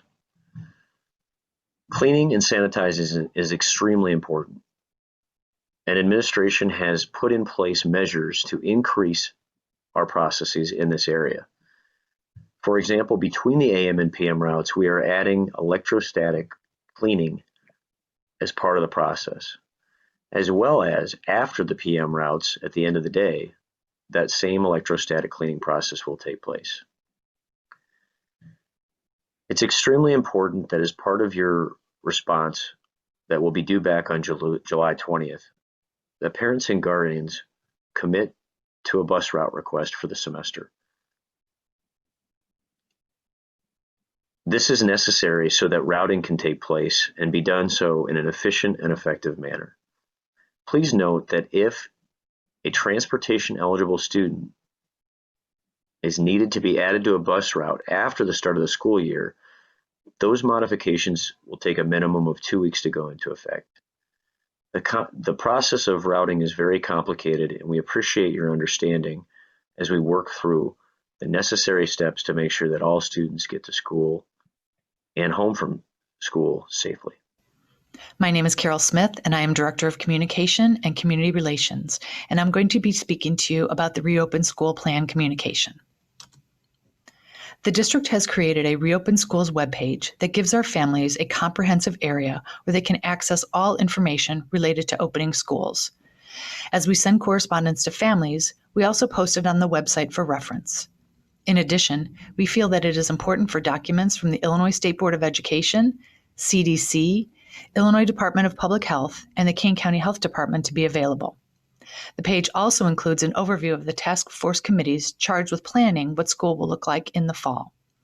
We encourage families to look for resources they can use to help their children transition back to school as part of this site. We also know that people have many questions related to reopening schools, so we have created a comprehensive frequently asked questions document that also has a place where people can ask additional questions that they see have not been answered on the page. Tonight's presentation will be sent to all families via parent link and posted on the Reopen Schools webpage after this meeting. On Tuesday, July 14th, a form will be sent to all district families and posted on the webpage that asks families to choose an instructional model for each one of their children for the first semester, as well as bus service. We will also post the link to the webpage on our social media channels.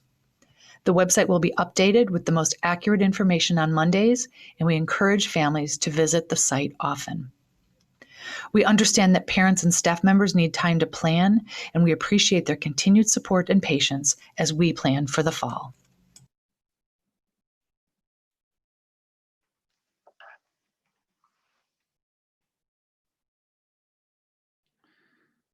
So Mr. Mannheim, that completes the presentation at this time, and I would be happy to begin to engage in question and answer time with board members. We have representatives from the task force here with us as well that will be able to help answer questions. Okay, thank you, Dr. Pearson. We appreciate that. And then, yeah, now this time, any board members that have questions for Dr. Pearson or his staff? I have one kind of a logistical question. As I was reading the plan, the e-learning option for high school and middle school, they're committing essentially for one semester. And for elementary, they're committing for a trimester. And since those two don't jibe, with each other if somebody has students who are elementary and either middle school, high school. Are we going to do kind of a winter break kind of a thing where they can go back and opt for the other? I don't know if that question makes sense. It's just so that there'd be at least about a month and a half difference either way for the students, for somebody who has students. And so I just don't want there to be a logistical nightmare for childcare for people who have multiple students at multiple levels. Yeah, Mrs. Geyer, do you want to speak to the elementary portion? Yes, so we determined that we would have everyone go all the way up to winter break, whether they have an elementary student or a middle school and a high school. So they're committing for technically what we call a semester at the secondary level, but so going past. And we feel we can do that because the remote learning teachers, as well as the classroom, the in-person teachers will be working together to make sure that we kind of keep the pacing the same. Okay, and it kind of looked like that was the case. I just wanted to make sure that I understood that. And if I figured that if I didn't understand it, perhaps others didn't as well. So thank you.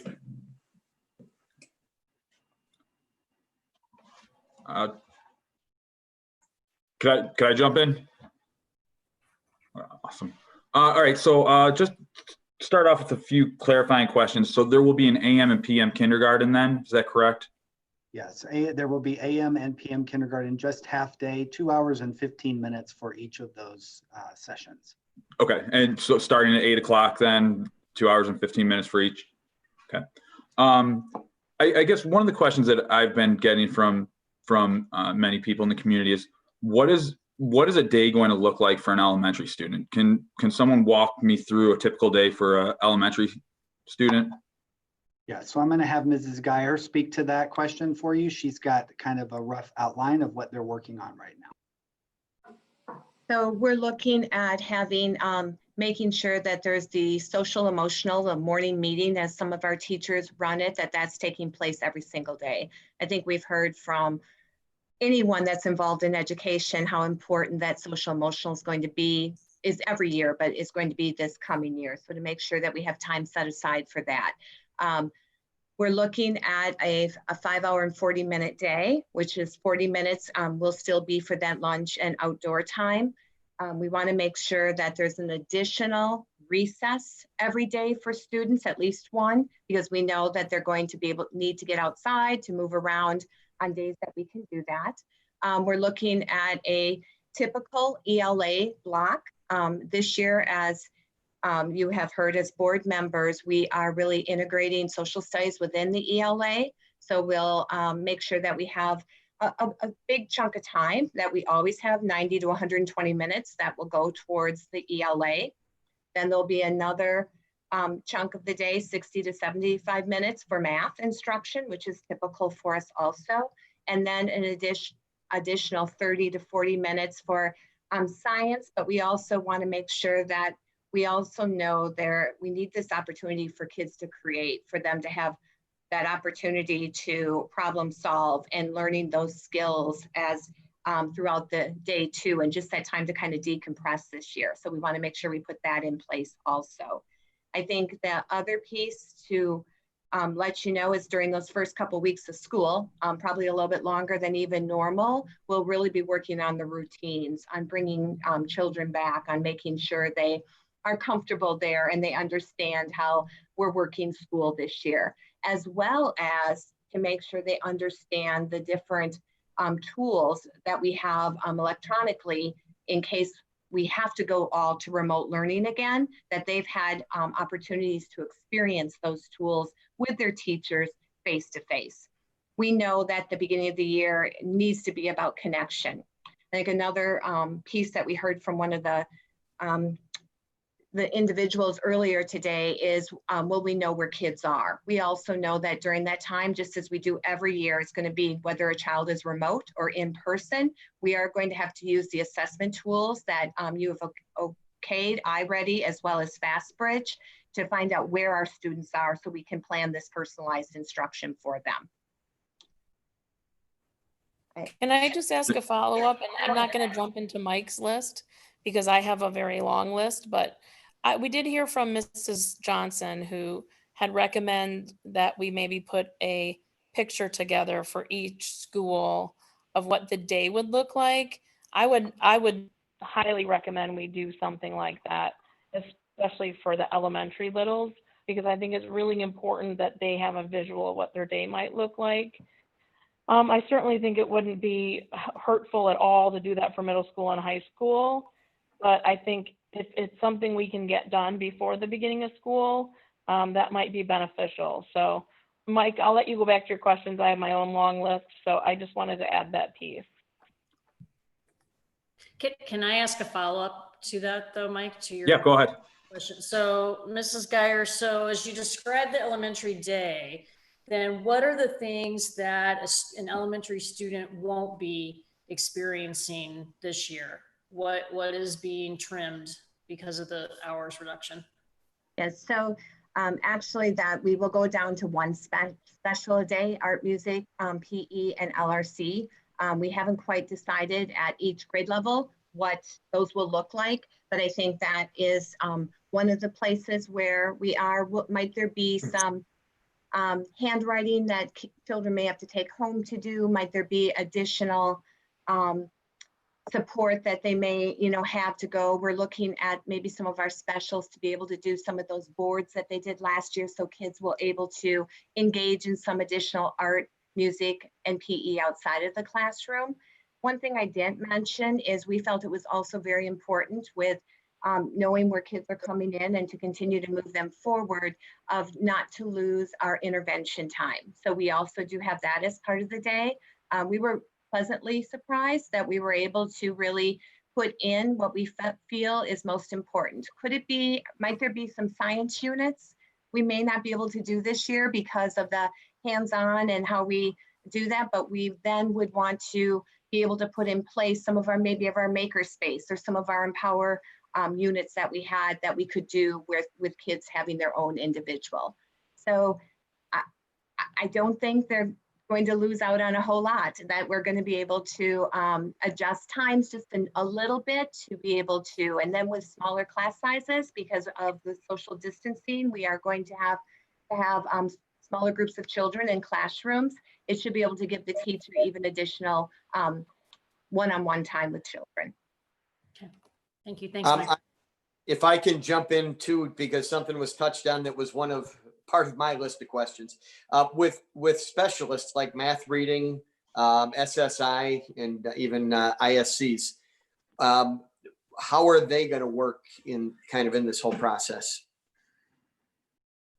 So actually, I just sent an email off to them right now so that they understand that for this next year, because we are reducing class size and we want smaller class, it means we have to have more teachers. And so we are going to ask our specialists to move into the classroom next year and to teach a smaller group of children. And,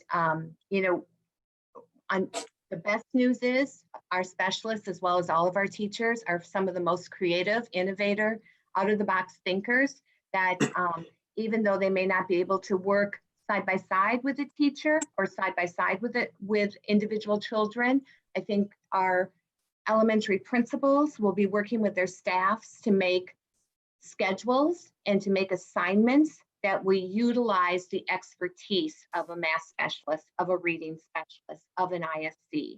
So they will get creative in their schedules and putting things together to be able that we use them to the best of the qualities that they bring to the classroom.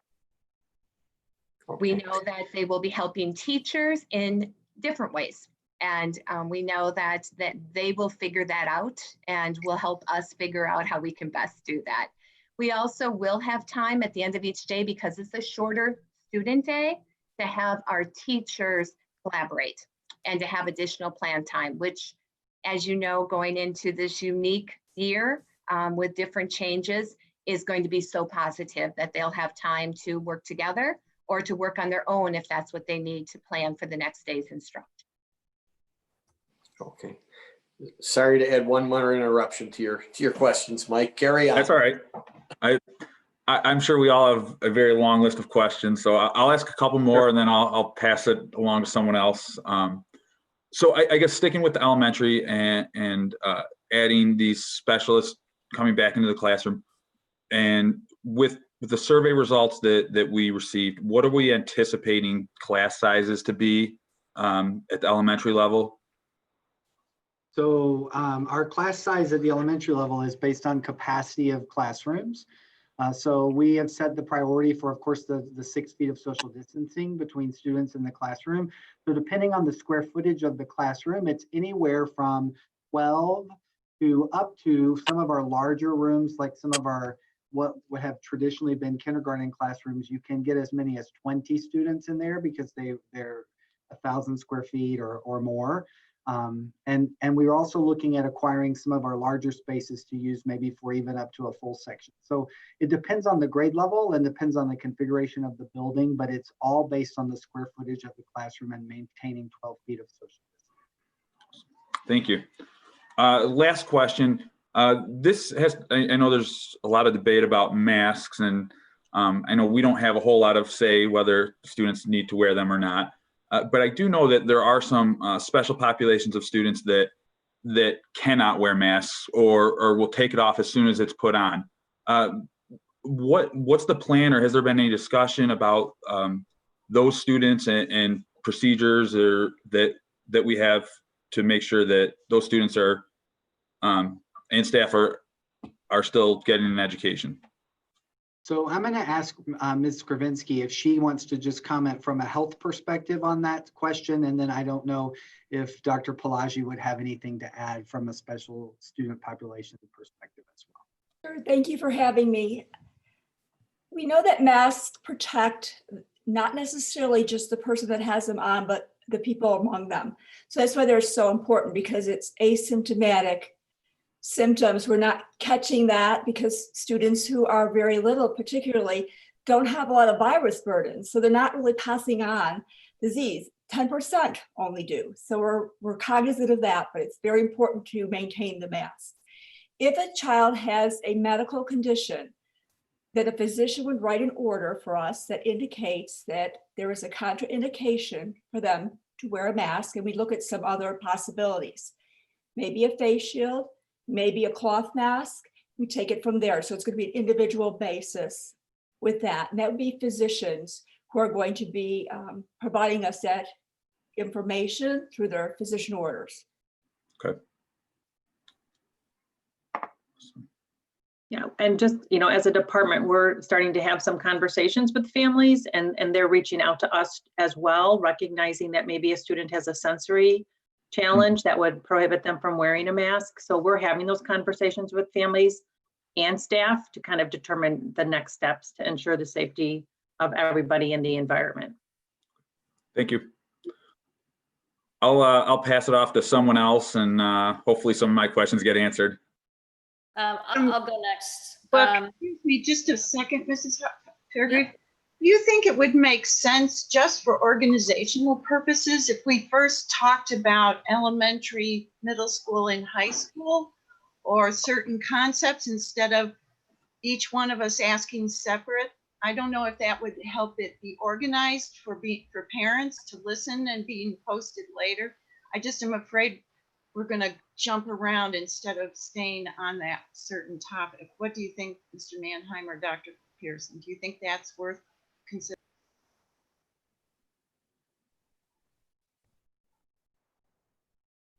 Mr. Mannheim, I'm happy for you to let us know how you'd like to proceed. Yeah. I mean, if we want to, I mean, that's not a bad idea. If we want to kind of just focus on elementary, and then each board member can ask their questions pertaining to that grade level, and then as Mrs. McCabe said, we kind of just move up the ladder. That'd be fine. If everyone else is okay with that. What about questions that don't pertain to one specific grade level? Yeah, I have general questions, so I'm not sure how helpful that may be. I don't mean to spend more time on deciding. I think I just was trying to figure out a way so we could get all our screening questions done, all our elementary questions done at one time. But if people have many more. All right, well then we'll just kind of keep how we're going then. And when someone asks something and someone wants to kind of piggyback on it, because that might be one of their questions as well. We'll kind of keep going that way then. All right. So Mrs. Fairgrave, I believe you had some questions. So we're at exactly 30 days at this point before the start of school. So I'm interested in what discussions have we had with childcare providers in our community, whether it's the St. Charles Park District and Baker Station or other providers, and what is their availability to support our revised elementary schedule?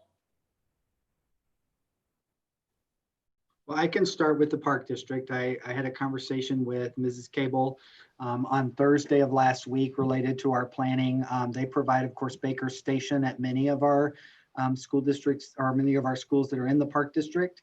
And she feels that we're going to be able to provide the same level of service or the same kinds of opportunities for students with Baker Station under this current plan. I know that Mr. Baird also reached out to West Chicago as well as South Elgin to look at the programs that are sponsored in that area as well. Those are the ones that are directly partnering with us as a school district. There are several other private care facilities that are around the area that I know are anxiously awaiting information about our planning so that they can begin to put plans in place for their school-age child care. Okay. I want to piggyback off of that, Heidi, because that was one of my questions. Too, I'm even going to extend it to some middle schoolers, sixth graders especially. They're anywhere from 10 to 12 years old, aren't always ready to be home alone for an entire day or to, I guess, spend that much time on their own. And Baker Station really doesn't go up into that middle school age. Has there been any talks about support for families with the Park District or any other provider?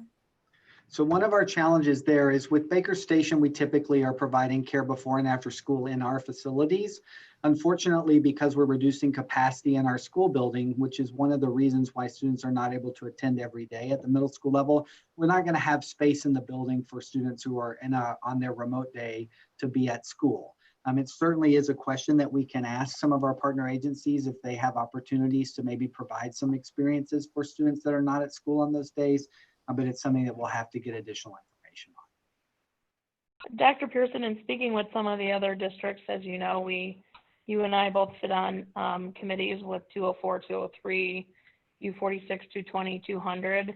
They also use YMCA and some other agencies to help supplement if their park districts need help in supplementing childcare. So that might be an avenue for the administration to look through if they need additional support in childcare. So they do go past K through 5. So that's just something to think about. I also wanted to add on, there are some laws governing the age of children that can be left home alone for an extended period of time. And have we considered that as we consider the possibility of some elementary students perhaps being sent home at the end of a school day without an older sibling or an adult in the house? Well, again, that's why we try to provide opportunities at school for those families related to some of our partner agencies.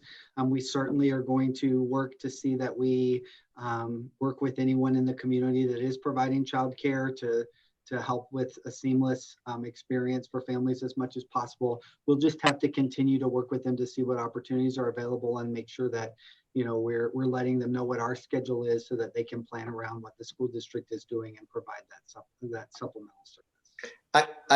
One more quick thing as well, because certainly the private sector is in a little different situation. So a lot of private sector employees right now are not, they're working from home. But should that situation change, are the child care agencies, are they flexible? Have they thought about that? Are they flexible for the potential influx should there be a sudden return to people working, if our conditions don't change? And I can just say, you know, I think any agency or any organization that provides supports for families in schools has been thinking about a variety of contingencies based on kind of what's happening. And so again, we'll just continue to work with them and communicate and see what we can put together to support. Okay. Just one last piece on that childcare issue before I move on. Sorry, not in addition to YWCA or YMCA, there's also a champion. But I don't know if we've thought about to help our own teachers, if specifically in the elementary age children range, if we are going to help support their childcare, since they are without students after 1:30, but they are still in building until 3. What we might do, if anything, for our teachers in the teacher association who have elementary students. Have we talked about that at all, Dr. Pearson? No, that's not a topic that we've addressed so far, but it certainly is something that we can talk with the association about. Okay, just The next question I had, can someone talk about in the elementary day what lunch will look like? Are they going to eat in their classroom after going to the cafeteria to get food? Just how do we envision that working? Mrs. Geyer, I'll let you talk about lunch at the elementary level. I think that we have Dr. Chapman's task force committee is working on that. But one plan we have thrown out is that lunches are delivered to the classrooms. Students eat lunch in their classroom, or if it's a nice day, we find them a place outside to eat. We're really looking at how we can use our outside space as both learning places so that children can go out there during the day with their teacher to learn, as well as for eating outside when it's possible. And then of course to play outside at the elementary. So we're looking at Mr. Baird's group will help us look at how we can divide out outside so that we have the right social distancing. Children can take off their masks and they can, be a normal child out there for a while. Those are our recommendations, but we will be waiting for the task force. Later this week, I think, is when they're meeting Dr. Chapman to really kind of go through and see if that works the best. Ms. Fairgrave, you mind if I follow up with that really quickly? With the outdoor areas for lunch and learning spaces, I'd be interested to hear what the other board members think about putting some resources into furniture where students can enjoy lunch outdoors if needed, or an outdoor learning area for them. I know it's pretty short notice, but I think getting the kids outdoors as much as possible can really benefit, but be a huge benefit for them. The other question that I kind of wanted to follow up with, this begs the question for who's going to supervise the students during lunch? Are we going to have, I know we normally have lunchroom supervisors, and if things are being delivered to the classroom, will the teachers be given a break from the classroom and someone sent in to help supervise? Yes, right. They will. I just want to go back to Mr. Bryant and make sure we're listening to each other, because he asked the board to weigh in. So, Mr. Bryant, I just want to weigh in and say I do think it would be beneficial to have our kids outside as much as we can, as I'm sure the district administration would agree with us. So I don't know if you're looking for more board weigh-in, but I just want to make sure you're being heard. Well, thank you very much. I know it's Ms. Fairgrave was asking questions, so I don't want to take up too much time, but maybe it's a discussion that we can have at the next business services meeting. Well, and to that point, I'll just let you know that Mr. Baird's been working with the Regional Office of Education. We've had significant conversations about outside space and what's allowed and what we can do. And, there's also, we want to be sure about safety as well outside. So we are as committed as you are, based on just what you just said, to try to provide as many outside experiences as the weather allows. Because students can have their face masks off when they're outside the building. So we'll continue to look at opportunities, and should we need some support with either materials or resources, we'll come back to the board and ask for Just to follow up, Mrs. Geyer, to the question around managing the classroom during lunch. So are you envisioning that'll continue to be the lunch supervisors? I think that we're working with our union representation to look at that. We know it's really important that our staff also get that duty-free lunch and have that opportunity. So how can we work the schedule out so they may be eating with their class at times, or someone else, maybe another certified staff or teacher would be eating with their class, and we would still have lunchroom supervisors because we need them delivering lunch and either supervising in a classroom, and a teacher decides to go out in the playground with their children. So we're working on that with them, but we feel that we'll be able to accomplish that. It's important to note that if the teacher eats with the students, they would have then their 30-minute duty-free lunch at some other time, probably during the specials period. So they will have a time for themselves. I just really want to jump in real quick too and say to Mrs. Geyer's point and to all the board members' points, this is of course a key issue for us. Our committee, our task force of 18 people have been talking about some of these issues, but we were not able to get into the details of these discussions without the model and the plan in place. So this Thursday at 2:30, that group will reconvene, and this will be one of the primary issues that we'll look to tackle. And certainly the number of kids that come back in classroom versus remote will weigh into that process. Supervision's a critical piece of this, and also weighing how many people, typically, traditionally, we have a lot of people coming into our buildings to perform that supervision, and weighing, the value of that, not to mention trying to get people to come in to do that work, versus bringing in additional people into the buildings, into spaces. And so not an easy question to answer, but one that we will work through this Thursday. So Dr. Chapman, can I follow that up and say, in your timeline of trying to figure out and facilitate, sorry, you disappeared there for a minute, facilitate the room size and all that, I'm assuming AM, PM, kindergarten would be part of that as you have parents respond to you by this deadline. Is that the correct assumption? I'm going to let someone else answer that. I'm not sure what the timing is on that piece. You mean whether or not they want AM and PM kindergarten? Yeah, because I mean, this is going to be a very specific head count. Yeah, so the form that's going home tomorrow is asking people to let us know kind of all of those pieces so that we are able to move forward with the planning. Because it's like you said, everything's contingent on what space is available in classrooms related to class size and placement of students and staff members. And so we have to have that information. And so that would all be on the same timeline then. Okay. And so just one final, at least for the moment, one final kind of more on the business side question. So if all of the interest is turned in by the 20th, do we anticipate then that we will have our staffing requirements by business services to discuss? It is our hope to have that included as part of the budget presentation on the 22nd. We certainly will know more tomorrow than we know today, and by next Wednesday, we hope to have a general idea of what we need additionally to support this plan. Yes, is the answer. Could I jump in on the opting and the choice? So if I'm a mom and I decide I want my kids to go to school and I opt in, and then as the weeks go on and so I finding that's not working well for my family, can I opt out and go to remote learning?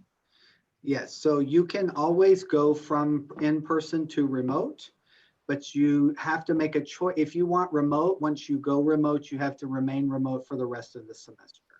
And the and it's reason for that particularly critical right now because we will staff and do class rosters based on students that are choosing in person. And we will not probably have space for students to come back from remote because we'll assign them to a remote teacher. We'll pull that teacher out of the allocation of staff across the district. And so we are asking families if they want remote to make a choice for the semester for remote. However, if they start in person and we get further down the line and they decide for health and safety reasons they would like to move from in person to remote, they can join remote at any point in the semester. And I don't know if this goes into anybody else's questions, but the classrooms who are remote will have a teacher who is dedicated to that group of students. It won't necessarily be their face-to-face, typical face-to-face teacher. Am I reading that right? Remote is different than face-to-face, so it won't be that they'll just be participating remotely with a class that's in person. It's a completely separate section at the grade level. So at the elementary level, more than likely, those remote sections will be district-wide. We'll take a group of first graders or second graders or whatever grade and put them together in a class and they'll be working with a remote teacher. At the secondary level, that may look a little different because at the high school, we're trying to provide students as much continuity with their schedule as possible. So it's possible that there would be teachers that would teach a remote section of a course and an in-person section of the course. So if I'm a teacher, I typically teach 5 sections. Let's say that I'm teaching English. I may teach 4 in-person sections of English 9, but then I may also be teaching a section of remote English 9, but the students would be contained within the class. So that's a possibility as well. If we end up having to all go remote at some period of time, will the classroom students have their face-to-face teacher as their remote classroom teacher then? Yeah, once they start the school year and we move across that plan, which is from blended to fully remote or from blended to hopefully at some point fully in person, then that teacher that they're assigned, their in-person teacher, will be providing remote in a fully remote setting, or of course in person in a fully in-person setting. Thank you. Sorry for butting in, Mrs. Firegrave. That's okay. I'm done from an elementary standpoint. I don't know if anyone else wants to jump in, and then I have other questions for high school. I think just to be really clear, students at the elementary level will get 1 special per day. And in terms of music, my assumption is that music will not be singing. That seems to be a piece of the research. Could somebody talk a little bit about what PE might look like in terms of masks and outdoors? Yeah, so we have really great specialists in our schools that are going to help us look at what their course looks like under the current guidelines. I think another thing that's really great is that there are national associations for music and PE educators, and they are providing some guidance and guidelines to help schools and teachers plan, and many of our educators participate in those organizations and have that information as well. So that's a next step for us, Ms. McCabe, is that we'll be working with our teachers at that level to kind of think about what it looks like under the guidance. When students are outside for physical education, they do not have to wear a mask outside for PE. So that is, of course, another opportunity for us to get students out and hopefully be able to not have to have their mask on, when they're able to maintain that distancing outside. I think one thing that in terms of elementary, and it may tie to both middle and high school, is the process of coming to school with the whatever the terminology was, the screening for what happens, and how do we make sure that kids are, if somebody comes sick, and how does that whole process of quarantine, and I don't know if this is a good place to inject that question, but I know that that's going to be a question a lot of people are asking. How do we keep?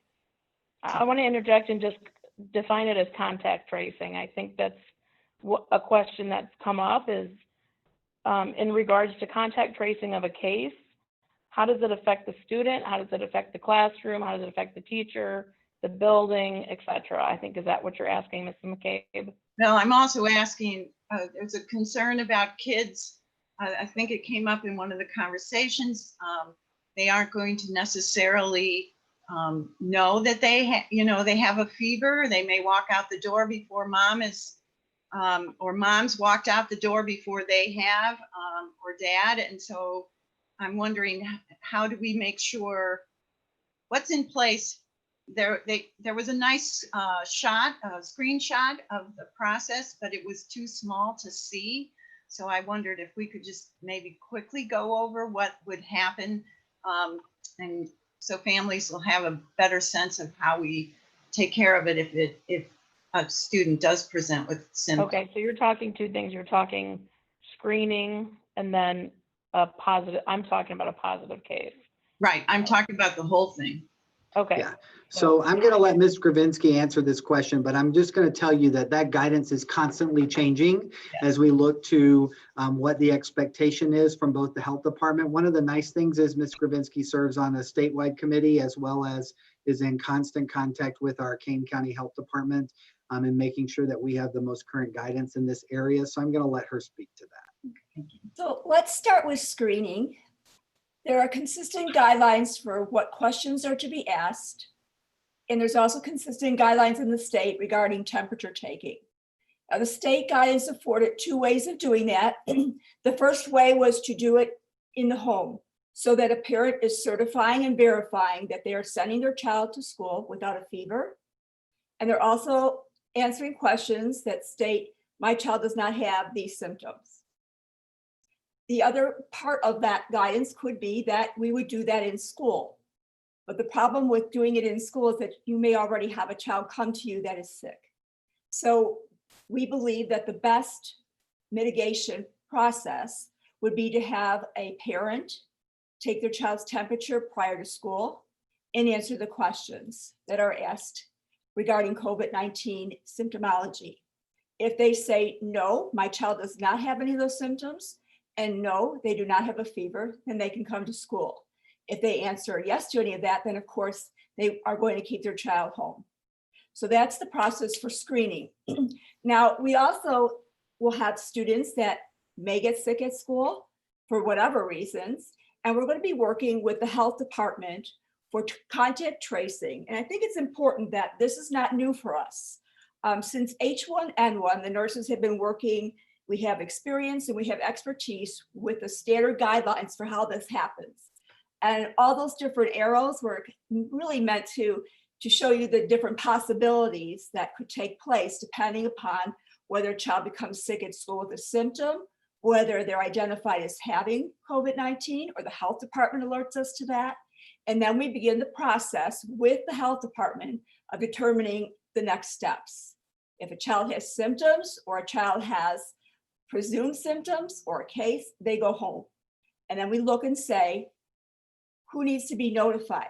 Now, who needs to be notified depends on who is considered a contact. A contact is a very strict definition. It's being in a space with somebody who has a case for X amount of minutes within a parameter of feet.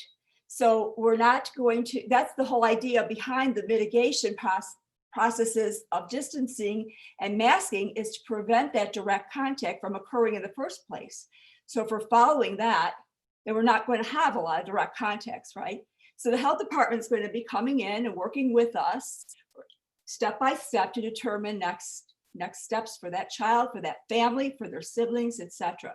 It's very defined and it's also nuanced. It depends on when those symptoms started, what we know about their contacts at home, what we know and learn when we do the tracing.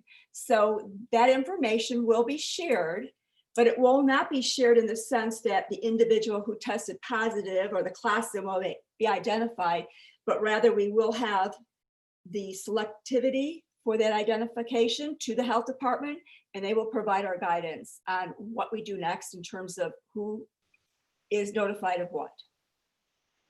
Thank you. And I know you have great experience with this, and I appreciate all that work. Just to tag on to this, if a student has to be quarantined, can they then be part of the remote learning? Can they jump into that class? I assume if you're sick, you're not going to want to be participating in new learning, but is there that possibility as well? So that's what one of the pieces that we need to work out. But more than likely, if they're participating in in-person learning and then they have to stay home because they're sick for a period of time, whether it's with COVID or any other illness, I think it was important part of the presentation to acknowledge the fact that in addition to COVID, we're going to have all of the same kinds of typical kinds of things occur with students, and we will have students that will be out sick with, some stomach upset or other kinds of viruses or colds or things. So right now, the plan is if I'm participating in in-person learning and I have to be out for a period of time because I'm ill, that the in-person teacher would continue to support that student in the same way that we would typically if a student becomes sick. It's only if, in fact, they're going to be gone for a significant amount of time, then we would look at what is our typical homebound process, which we provide to students who have extended illness, or the possibility of moving to a remote setting. Okay. That's going to be on a student-by-student, case-by-case. Okay, thank you. I'd like to ask a follow-up. Ms. McCabe, were you finished with that point? I don't want to And I have interrupt. a couple of follow-ups as well after you, Ms. Okay, I just want to make sure Ms. McCabe was done. I think she is. I'm done, sorry. That's okay. So Mrs. Griffinski, and I appreciate your expertise in this, and I know we don't know the situation yet, but I know we did have experience with this with H1N1. Is there an idea of what the radius will be for a COVID positivity? So, and just to your point, we hope that the student or teacher would be covered in their mask, but would it be classroom? Would it be bus? Would we get to, and this might go to Dr. Pearson as well, would it get to facility where we're closing down? Does that make sense? Yes. To what level is our radius?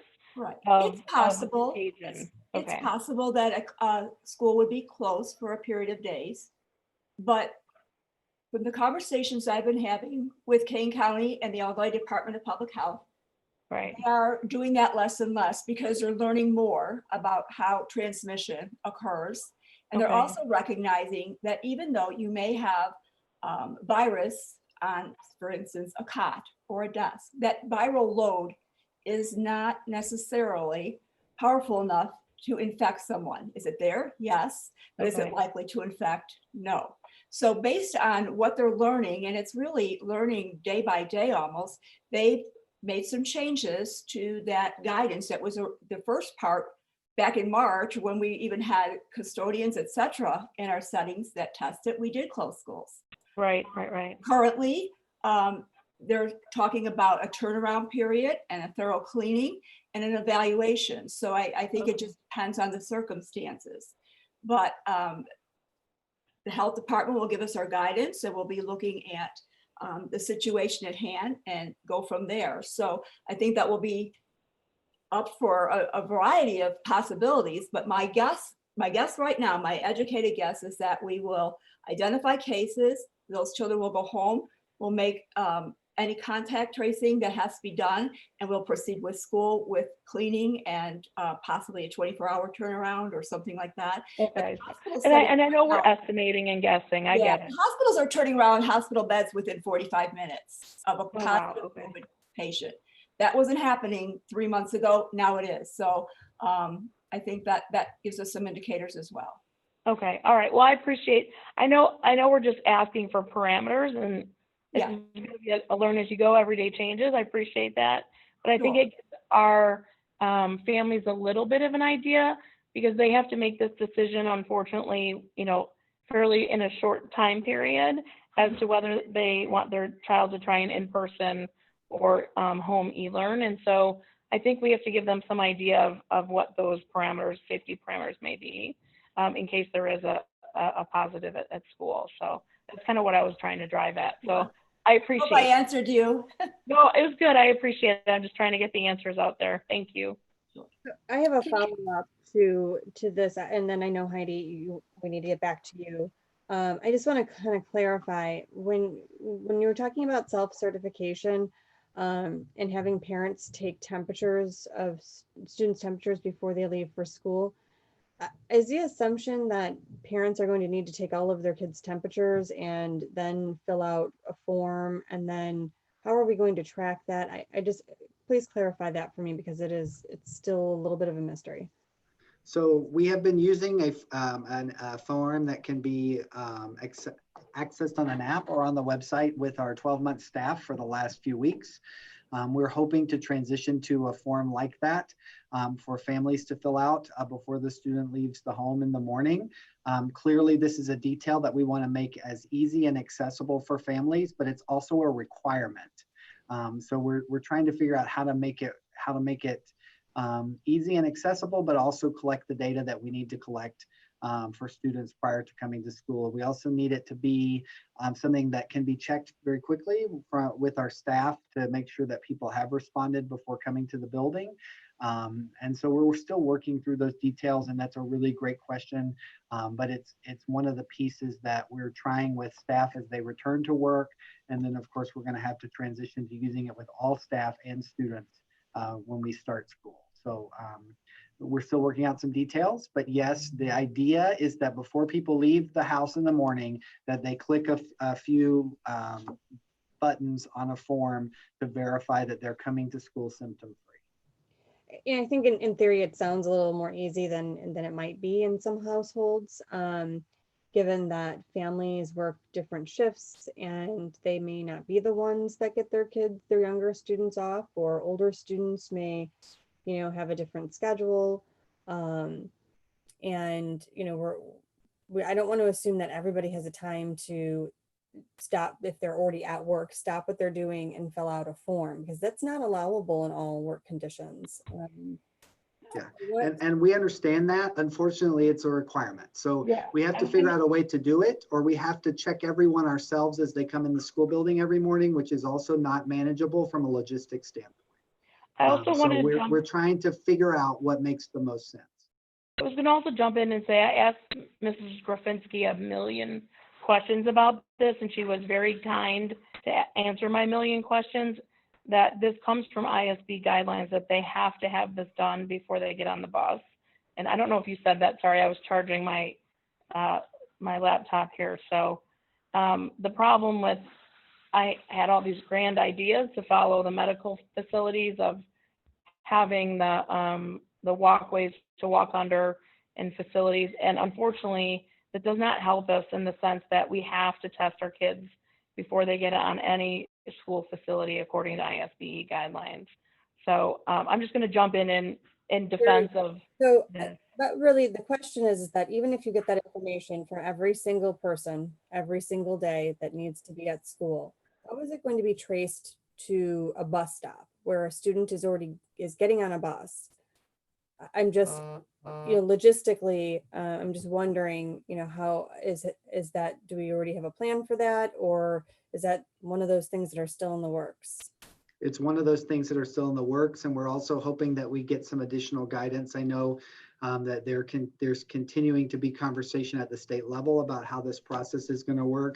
And quite frankly, you've hit on an issue that every district around us, including ourselves, is trying to figure out, because of course, we don't want to just walk through the motions of this process, but we really do want it to be a part of the way that we keep our students and staff members safe at school. And so answering some of the questions that you've identified are going to be critical to that process. Thanks, Heidi. I think, or Mrs. Fairgraves, I think you were actually. Yeah, so let's talk about from a high school standpoint. So, at the end of last year, I think some of the curriculum was adjusted simply because of the circumstances that we were in at that time.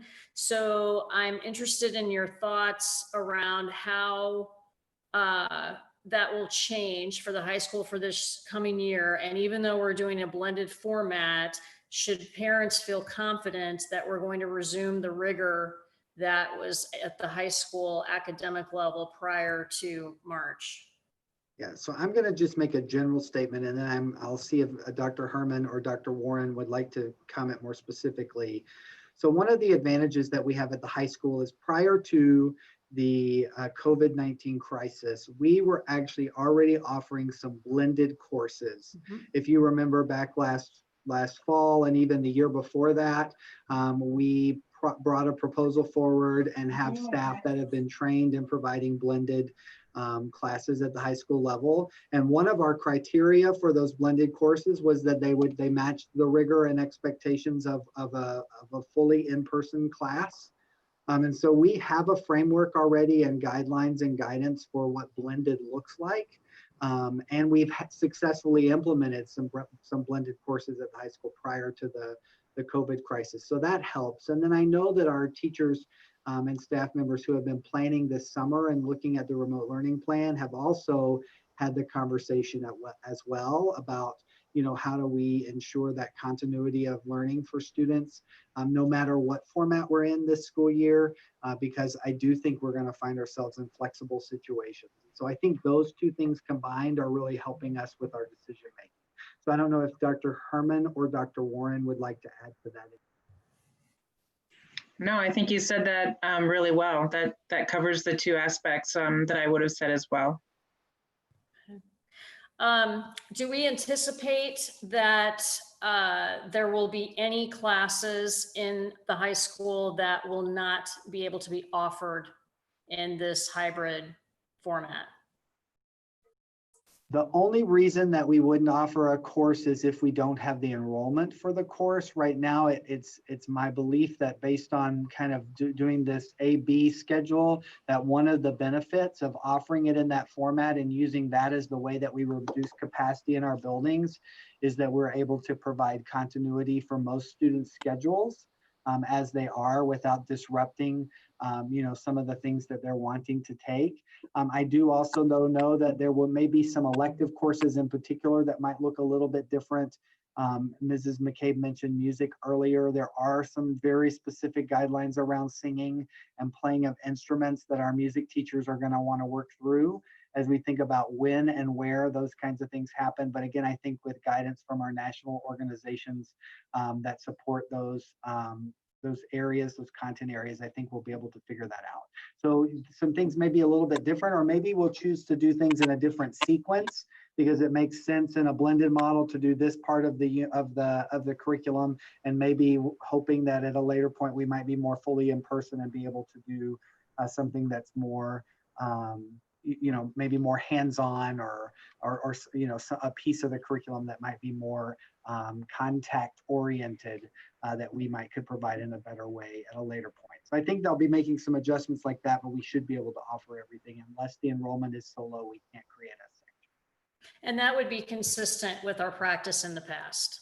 Correct, yes. Yeah. We typically have courses that don't run if we don't have enough interest from students. Okay. Can I hop on that? Yep, absolutely. Real quickly. So I just want to, I'm making the assumption then that includes things like AP courses, that there's going to be no disruption of those.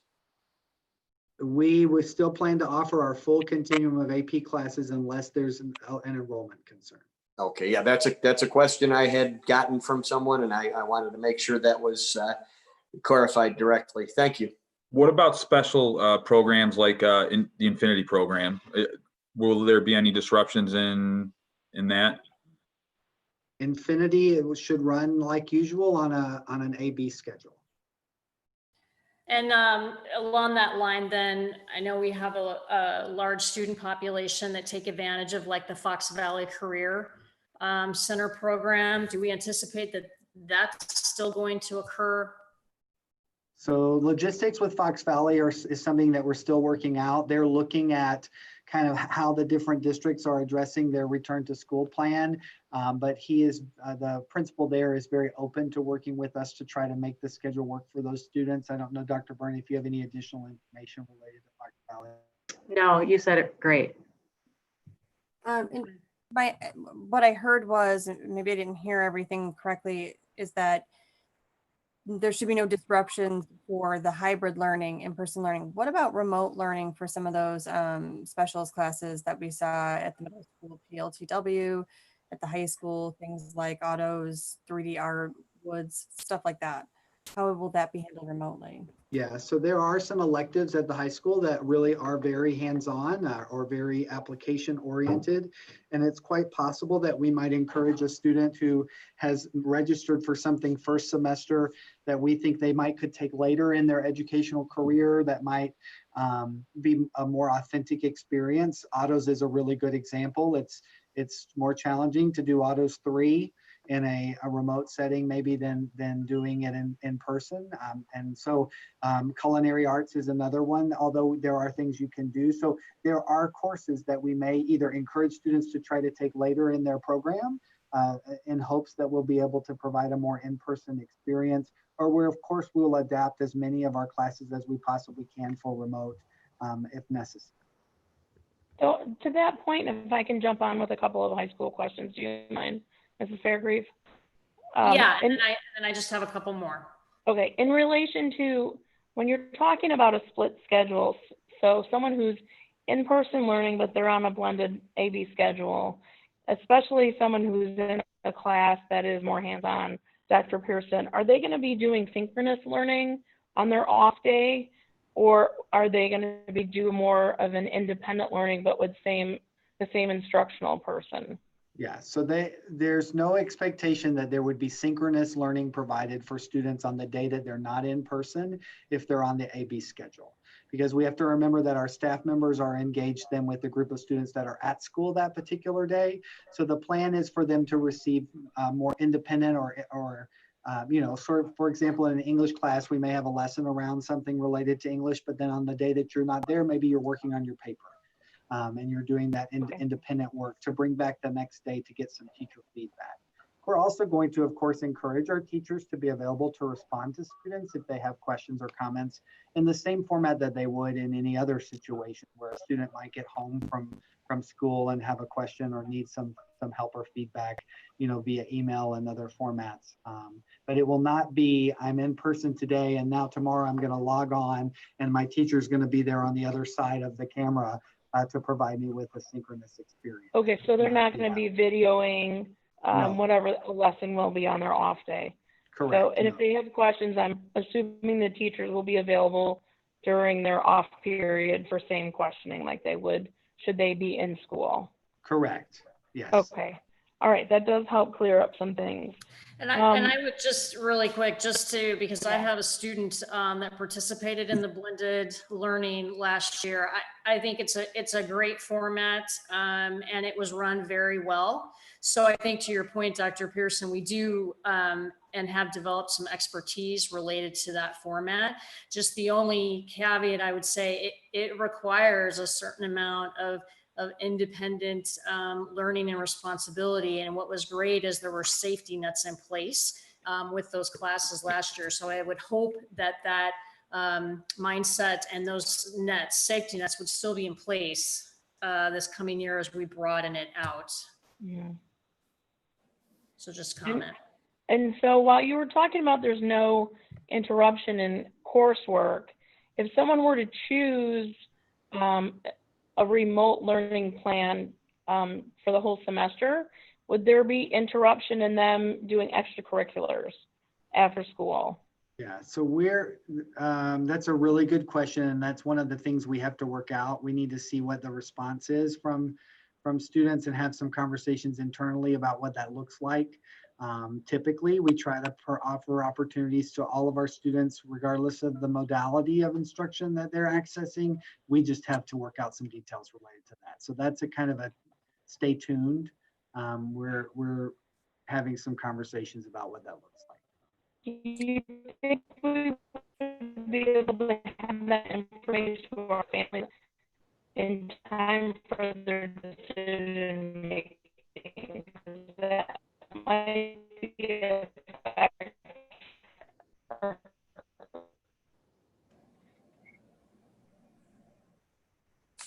This is why, but I think you're breaking up. So we'll have to come back to that question. I didn't hear that. Can I jump in real quick? Oh, go ahead. I'm sorry. Can you talk a little bit Oh, about I'm it up. Okay. Is that better? No. Any better? Oh, I just wanted to clarify Wait, sorry, can you hear me or no? I just wanted to clarify, would they have it in time for the decision? About extracurriculars in particular? Yeah, I'm just wondering if they would have it in time for their decision making. Yeah, I guess the question that I would ask is what's the reason for choosing fully remote learning? Is if it's to ensure that I'm not coming in contact with other students or staff members, then I would have questions about whether or not in-person extracurricular activities is appropriate. So I would hope that people would consider that, but I also know that there's going to be situations where students we do want to provide some opportunities. So we're going to have to help families navigate that as those questions come up, so that we're ensuring to kind of keeping to the intent of the learning modality choice. But if I'm a cross-country runner, maybe I can run cross-country and still be completely isolated. I just chose that because that's an individual sport. Or tennis, maybe I can do that in a way. Or if I want to be in the Model UN or the mock trial team, it's possible we can provide those opportunities. We just need to figure out what that looks like. And some of our activities may end up being strictly online anyway. Okay, if I can jump in to something that was brought up, kind of touched on, you're talking about hands-on classes, and of course, one of those classes might be science classes, that when you're talking about labs. I guess the first question is, how many days a week will a student be in contact with any one teacher? In other words, how many days a week might they have, say, biology in person? It's every other day. So this week it's 2 days, next week it's 3 days, but it alters, it's a strict alternating schedule. So over the course of a 2-week period, every student will have 5 days at school. So, and the reason I ask that question is very often you have a lab that extends beyond a single day. And so have we discussed how that's going to be addressed? Yeah, that's something that our science teachers will be working on, is figuring out how they want to handle some of those lab experiences.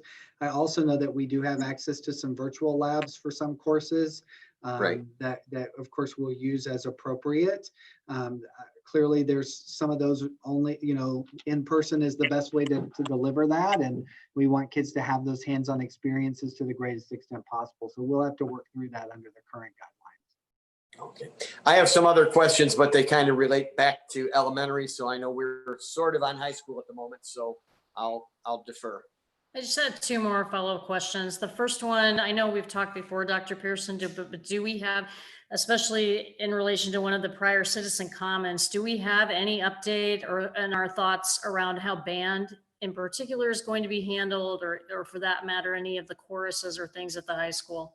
Yeah, we're back to having our music teachers work under the guidance from their national organizations and helping us think through what that looks like. So right now I can't answer that question, but it's clearly something that we've got to navigate, particularly related to indoor spaces. I mean, I think right now the guidance is take everyone outside, and that works in Illinois for about 2 weeks.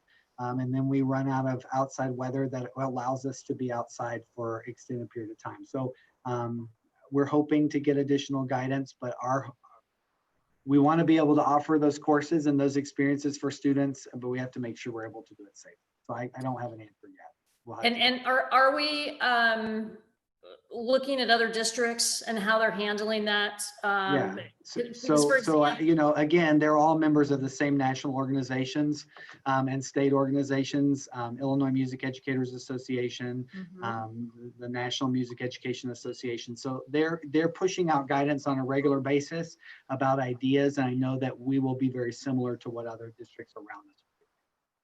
Okay, and the only reason I ask that is because I'm getting feedback that, like Burlington, for example, Central High School, that their marching band is practicing on a daily basis, for example. So, so that's why I'm just hoping we're leveraging other schools and ideas that they might have as well. Sure, absolutely. And then my last question around high schools, how do you envision the halls, movement in the halls? Well, I mean, we'll probably have about 1,000 students there a day. Do you have any thoughts around that yet? Dr. Rush, I don't know if you want to take this question, but even in the past where we've had kind of more overcrowded situations at the high school, we've used one-way hallways and some of those kinds of things. Of course, we are not using lockers. So that's going to limit people's need to congregate in the hall or stop in a location where they might come in close contact with another student. Dr. Rush, did you have anything to add about kind of the building flow related to the high school or the? So I think those are, you hit it with the lockers and not wanting students to congregate. That is something that we are starting the conversations with our task force. I think we were kind of waiting on what does the schedule look like so we could kind of work with the buildings to get a better handle of that. But we've talked about those things as well, about kind of traffic one way and how do we control the traffic in that regard. And so we are meeting this Wednesday, the task force. Okay, thank you. And I want to go back to the extracurricular for remote learning or in-person learning. We want to try to provide our students as full of an experience as possible. So we're gonna try to work out a plan that addresses all of those needs and interests based on what families' needs are related to isolation or being separate from other students as well. Could I ask one quick high school question about driving and parking? We've been hearing a little bit that parents are asking about what the rules will be. Can you speak to that yet?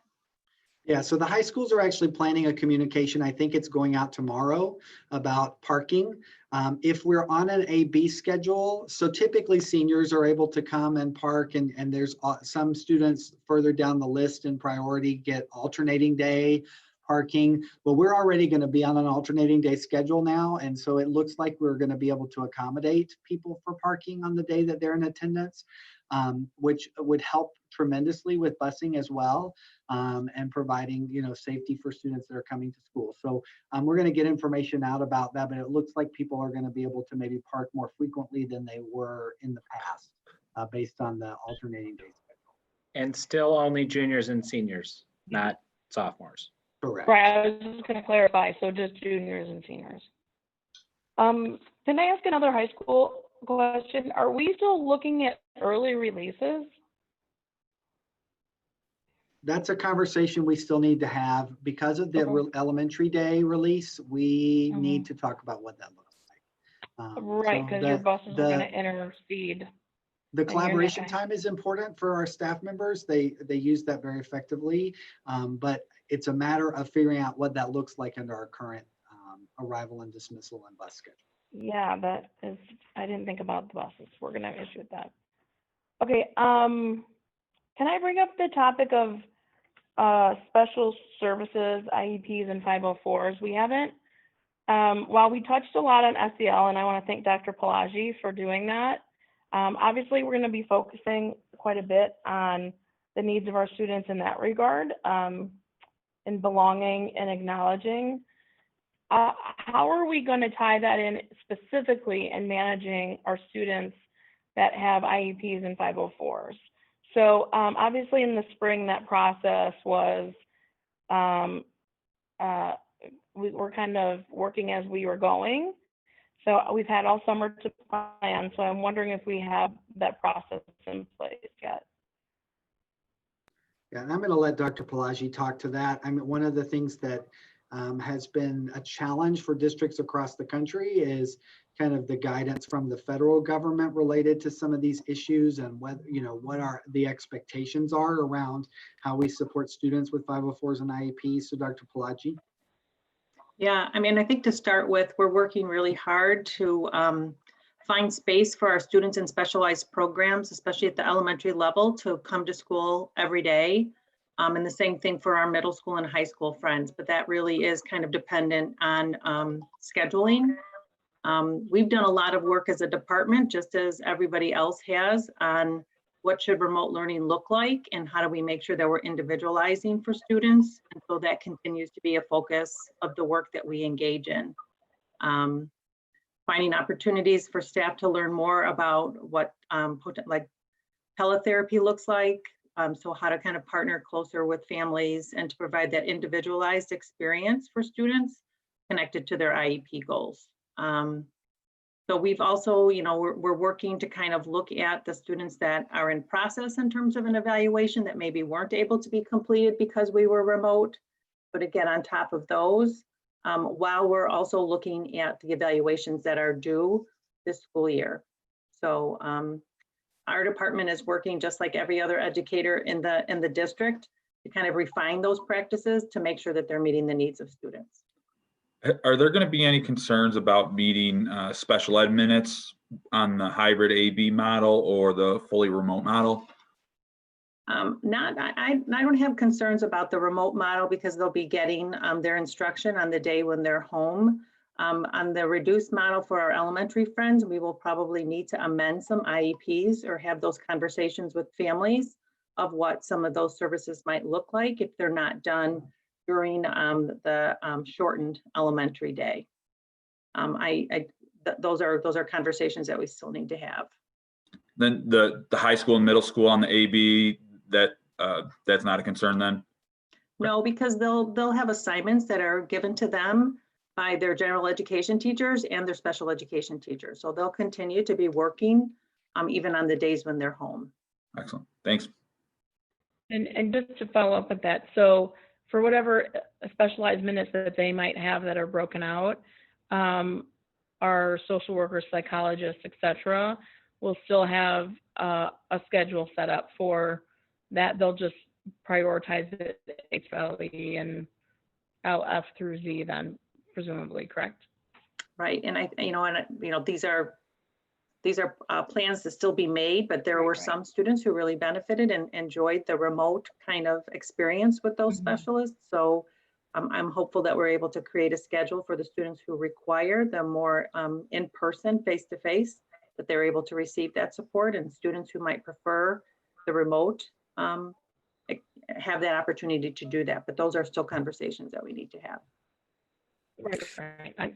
I had a similar question. It sounds like it's something that's still being hammered out. Then as far as attending to all the needs of the special ed students, particularly middle school, high school. So it sounds like we're still kind of hammering that out. Do you have any idea when we'll have we'll know kind of what's going to be done? We're having conversations with building administrators as they're looking at the different sizes of the classrooms. They're being very lovely and accommodating and moving some things around to make sure that we can offer that level of support. So we're still working on it. I would hope to know for sure by the end of this week what our plan will be. Thank you. And I guess to add on to taking in consideration our special needs students, I know we had a question about Strive. And so I think those details for our Strive and our RISE programs, I'm not sure, we're probably still working that out as well. Those would be other concerns. And then also for any medical specialized students, I think there was a question about extra sick time. Are we making more accommodations for our medical needs students that have IEPs due to medical needs? And I guess kind of all along the same questions. Right. So when I mention specialized programs, that includes Strive and Rise. So those are the kinds of programs that we're trying to make sure that they're in person daily. We also have all of those classrooms right now. The teachers are connecting with families to kind of get a sense of where they're at in their decision making. And so now with this information being shared, we'll continue to reach out to them. I have heard from families already that are not comfortable sending their students that are medically fragile back to in-person instruction, and so we'll respect that decision and provide remote support for those students.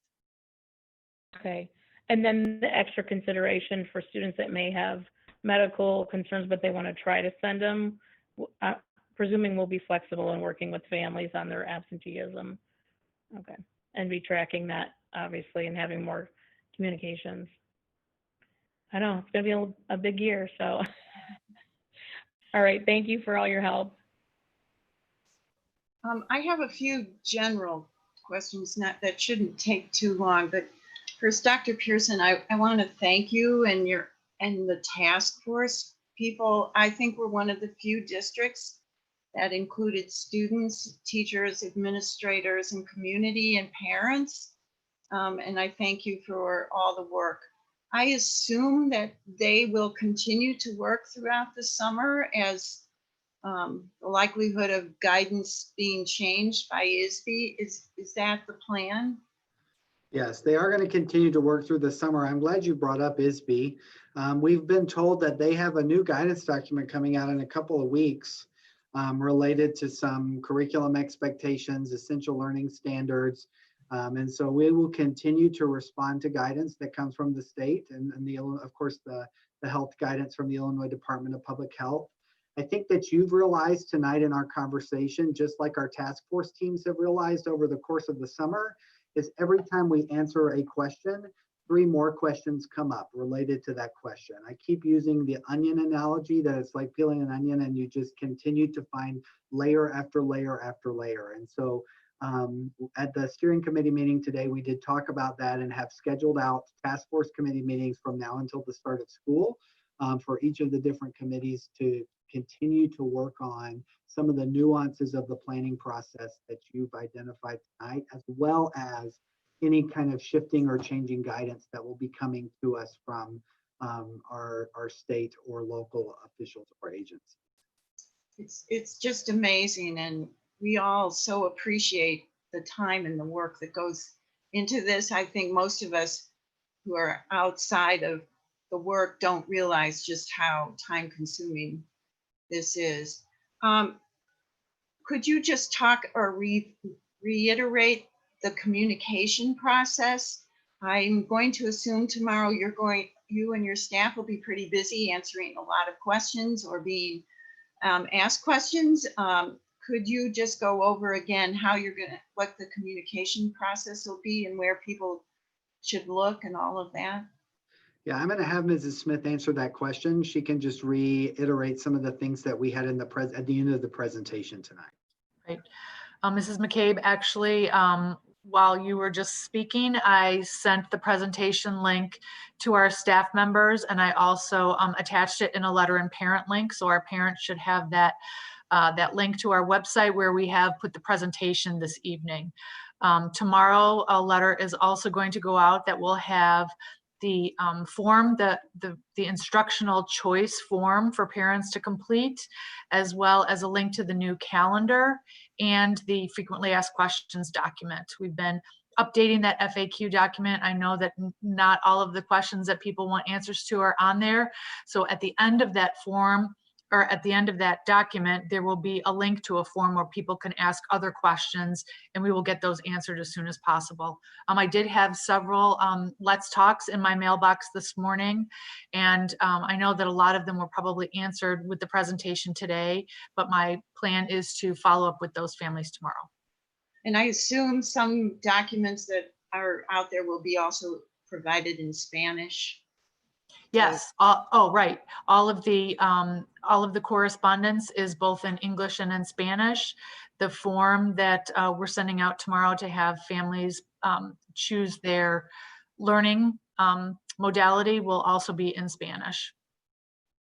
And this presentation, and actually my assistant is working on translating the presentation that was made tonight, and she's going to be voicing it in Spanish so that our families can have it in that language as well. But she was just working on that today. It should probably be finished tomorrow.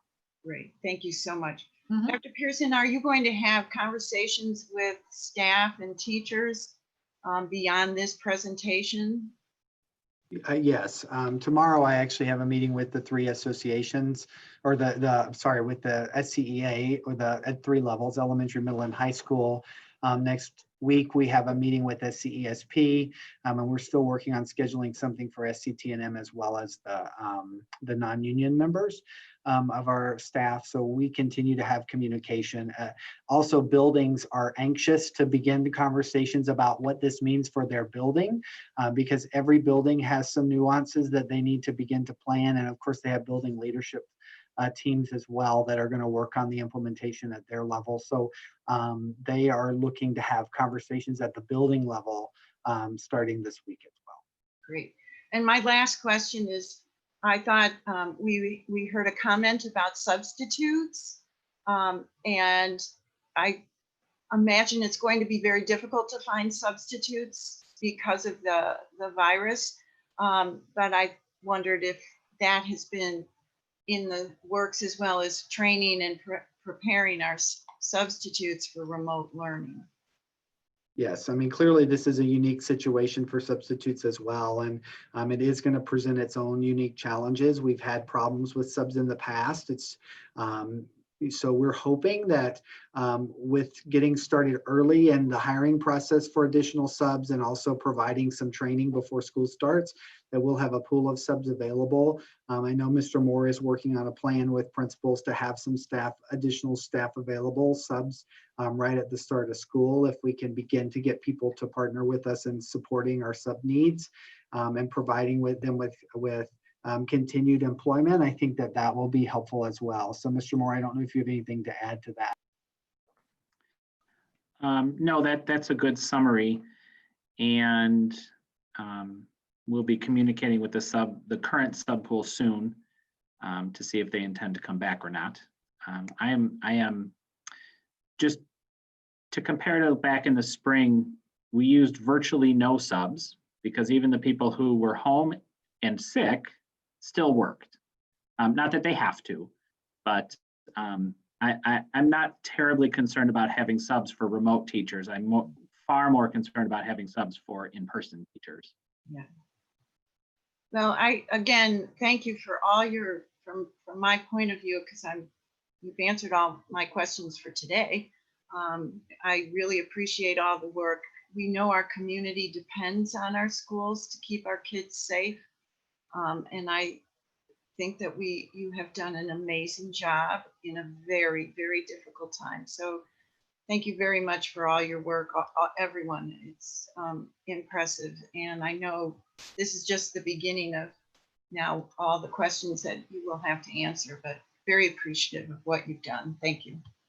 I still have a few outstanding questions. Wait, I was gonna say I have questions too. Do you want to go? Sure. Go ahead, Jillian. I have a couple as well. Okay. All right. So we heard about elementary lunch, but I didn't hear about middle school, high school lunch. Can we have a little bit of detail about that, what the plan is? Yeah, I'm going to let Dr. Chapman talk to that. I think, again, those are part of the conversations that are going to be happening this week with the task. Yeah, I'll speak to high school, and Mr. Moore can jump in if he has anything else, and then we'll go to middle school, and likewise. It appears that high school is closing in on an approach that would be not eating in the classrooms, finding there's far more common spaces. Cafeterias are larger. With half the students in the building, we believe that there's opportunities for them to eat outside courtyards, for example, where we can probably get and accommodate students from not having to eat within the high school classroom. So that's the direction we're heading at the high school level. I would also add that for high school, middle school, unlike elementary school, they're used to an ordering process. They're used to a reliability in terms of having quantities on hand, which is completely out the window. So our high school food service vendor, Quest, has an app that will be available for students to place their orders. The menu is going to be trimmed down compared to what they saw last year. Still have choice, but not as many choices, and be able to place those orders and select a location in which to grab those orders, and then go to their designated area to eat. At the middle school level, it's probably the most complicated issue because unlike elementary school, they don't have a homeroom. And unlike the high school, there's not as many areas that are available to those students. So that's probably the area that is less defined at this point in time, certainly a main focus area. I know Mr. Morrill, as recently as a couple hours ago, sent me some updated notes from him and Mr. Leversky. So we will go over those notes and work on a plan. From an ordering perspective at the middle school level, we do have an option of using a Google form that would be available at the end of a school day, and then students either that afternoon or in the morning could select an order that would be placed no later than 9 in the morning, and that way the food service company again can know quantities. So it's just really now a determination of are the kids going to pick up the food? and in the same way they're used to doing, or are we going to take food to students at the middle school level? So, Mr. Moore, I don't know if I missed anything, or you want to expand anything there. I think you answered it pretty well for what we know today. One comment I do have on that, the outside areas are great until, you know, those first few weeks, and then we start getting, you know, cold weather, rain, things like that. You know, that's one thing. Another consideration, I know we're trying to keep away from classrooms, and I will add kind of on that point. Science classrooms, you just simply cannot allow students to eat, and that's generally a lab safety thing, because you never know what chemicals and things like that have been around. So if it does come to a point where students are being forced to use classrooms for eating, I want you to bear that in mind, that's, you know, it's something could be easily overlooked. That's a great point. At high school, we are not planning to use classrooms at all. And because of the way the schools are scheduled, most rooms are used all 8 or at least 7 periods a day, so they're not available anyway. There are enough common spaces for when we can't be outside to accommodate everybody inside the building, between the cafeteria, like the auditorium foyer, a couple of the large space classrooms, those kinds of things. There's enough space. It won't be the same as the cafeteria, but it is right a place.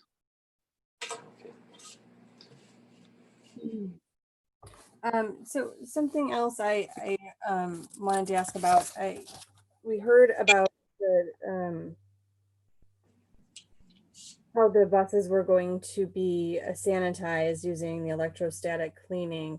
Is that something that will be used anywhere else besides transportation? I don't know if Mr. Barry wants to speak to that. I haven't been as involved in the custodial part with the buildings. That's certainly a capability that exists, but the equipment to do that is pretty expensive. One of the advantages of doing it with the buses, and the reason for doing it with the buses, is the time saving component of that, getting into each bus every 5 to 7 minutes. We believe we're going to have sufficient time in the classrooms between our day custodial and night custodial that we're going to be able to handle that. The chemical itself, while it's not electrostatic, is going to be the same base chemical, this Orbio solution that GSF has used, which is proven to be one of the most effective chemicals, but it's also not toxic. So we believe that that's a good process on its own, but I don't know, Mr. Bader, if you've got anything you want to add to that. No, the only other thing that we are looking at possibly buying some portable units for like between the classes when we're doing the AM and the PM kindergarten. Right now we have 400, the new contract coming in to be working on the buses. So we are looking into getting some of those extra machines, Ms. Barker. Okay, thank you. And then the next 2 questions I had really related a little bit more towards elementary. I did hear the word recess used. What will recess look like, or what are the thoughts towards that? What are the things that are no ways, can't do's, or? Well, that would, Dr. Roosh, that's her committee working on that, but to just start with, that we'll look at our physical education teachers to be helping teach the children different things that they can do during that time. Dr. Roosh has also worked with other agencies to get different activities and games that can be played that'll have to be taught to the children. So we'll be doing that during the first couple of weeks of school. But obviously no playgrounds? No playgrounds at this time. And then my last, well, I think this is my last question. I was wondering about school supplies. I think a lot of parents have held off on ordering school supplies because they weren't sure what that would look like.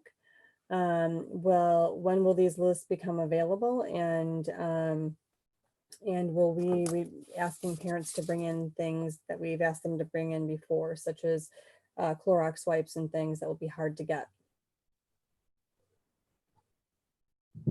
I know that buildings have all, as far as I know, have all sent out their school supply lists. They have had different adjustments to them throughout the summer at some schools where they resent them.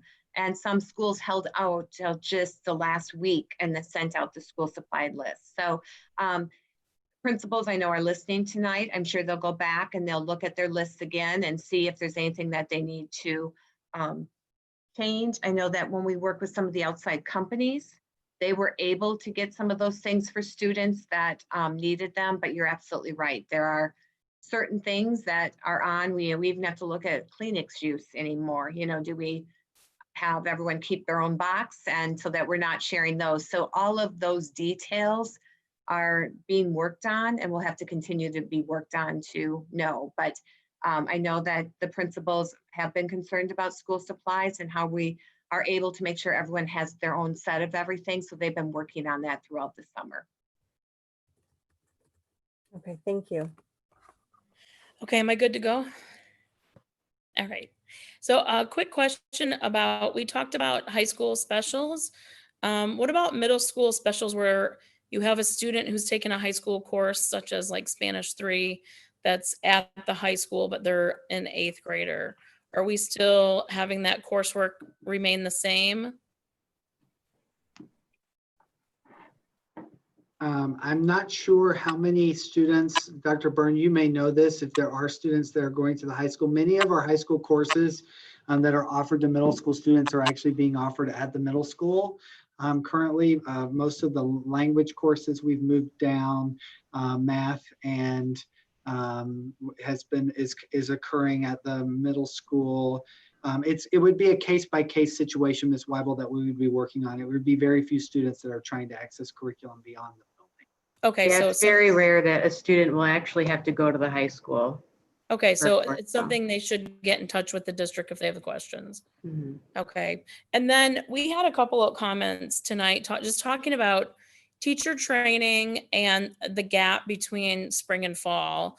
We know at the elementary level, obviously, we've brought in extra instructors, the ISCs, and hopefully you can see me. I'm getting a weird message, sorry. And we're also bringing in our extra teachers that we're going to do Empower, now they're not, that will be helping fill that gap for our students in regards to assessments. I think that program is a K-8. What are we doing at either the middle school and high school to assess where our students' needs may have fallen between spring and fall, and in regards to teacher training for that?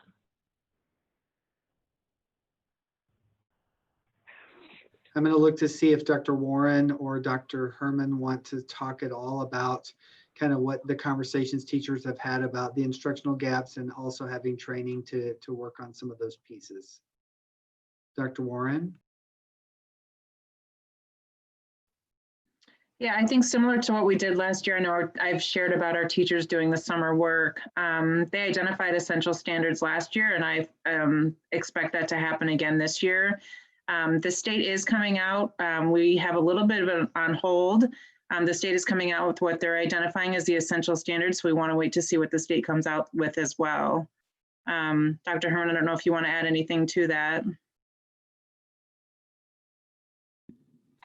No, just that the instructional task force has put together recommendations on screeners and ways to make sure that within the first few weeks of school, that even though we don't have the protocol right now in place as a tradition at the secondary level, that we do have teachers in their PLCs, and we make available some new tools to the staff so that they can better gauge what kind of mediation students will need and as well as time for PLCs to identify learning gaps based on what was taught and what they needed to pass over last spring.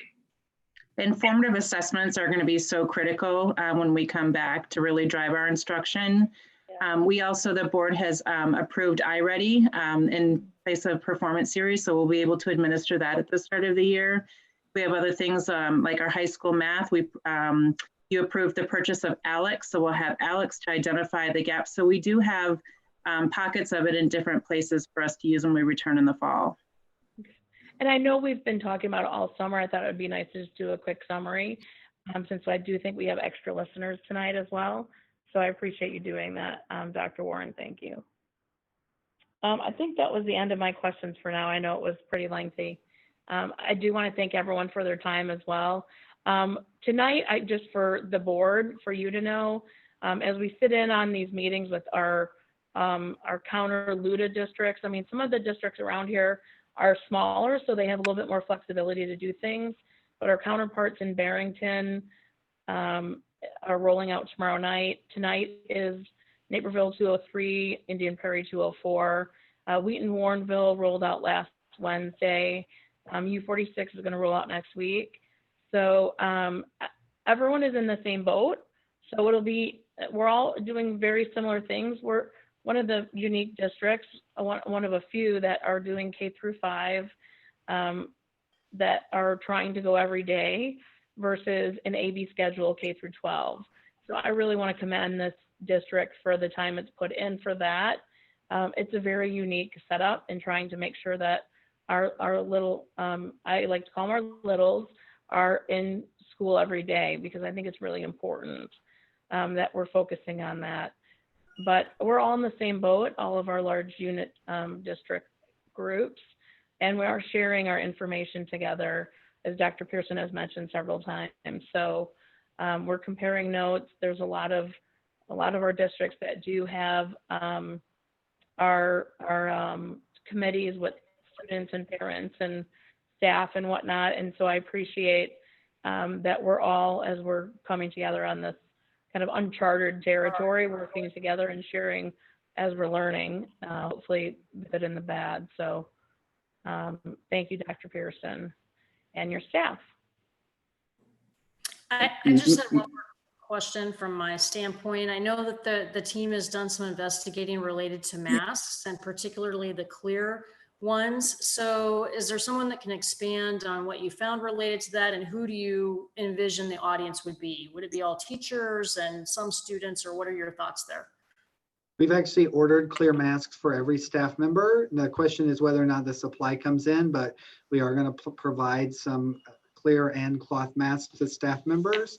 There may be some students that would be beneficial for, and so of course we're working with our staff and our particularly our student support services team to make determinations about when that's appropriate.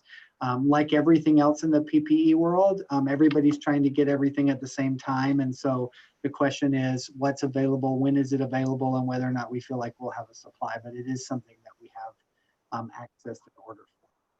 Okay. That's And right. just Ask you, what are we really quick, if I can finish my thought, another suggestion that's been given to me by some students and parents to consider is the foreign language students as well, that they found that would be beneficial, in addition to, like you said, the speech therapy services that we provide and things like that. So thank you. Sorry, I didn't mean to cut you off, Heidi. I was thinking regarding the masks, what are we giving per student? 2 masks a kid in the beginning, or do we have a limit of masks? Do we know? Yeah, at this point, we're only providing the mask that comes from the governor's office to students. And so we're asking students to bring their own mask from home or to wear a mask from home. And of course, if they need help accessing masks, we will have a supply available, but we are asking students to bring in and wear their own mask. I wonder if we couldn't have a conversation about that at business services. I'd be curious to see if we can't help with that more. To investigate your face. We can talk about it. I mean, we can certainly, we can certainly talk about anything basically at business services or any of the other committees. Absolutely. Yeah, I'd like to talk about that. I think I'd like to see, I have no idea what the cost is. I don't want to jump out a massive cost, but I'd like to investigate that. Yeah, we also know that we'll have all the COVID costs available at the business services committee meeting, so you can look at that and make a decision. We also know that there are some students that, of course, want to use this as a, just like other parts of the dress code, to personalize, their masks, or they have masks that they already have that they like. So, we of course want students to be able to wear what's most comfortable for them. And if you've worn a mask for any extended period of time, you know that every there's not a one size fits all mask. And so people are, as they're having to wear masks or have been asked to wear masks for an extended period of time, are finding what's most comfortable for them. I just want to make sure that our students have an opportunity to have a mask or two available to them, should they not have the ability to go out and purchase personalized masks or whatever they want that might be more in vogue. I just want to make sure we have an opportunity for students. We're gonna have to switch them out, so. Well, as you, we're like, yeah, we ordered the governor mask that he said he was providing to every student in the state. So hopefully that will come in and we'll be able to provide that to everyone.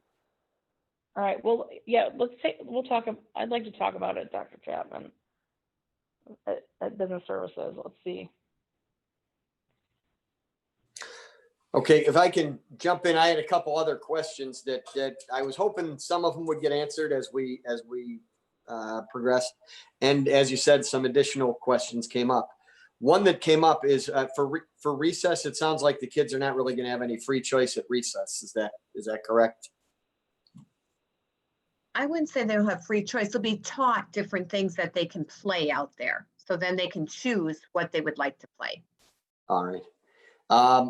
Another question I had is what is the role of the aides going to be? I don't think we've really discussed that. And I know there are different kinds of aides. There are sometimes people have one-on-one aides, and that of course will affect social distancing in a classroom. But just general classroom aides, what role will they have? That's a really good question. And again, as the buildings kind of take the overarching plan, which you've heard tonight, they're going to be looking at their own schools and kind of what the needs are. I mean, teachers' assistants are integral to our school day, and they are in there supporting teachers and students on a regular basis. But their roles look very different from building to building, classroom to classroom, based on student need.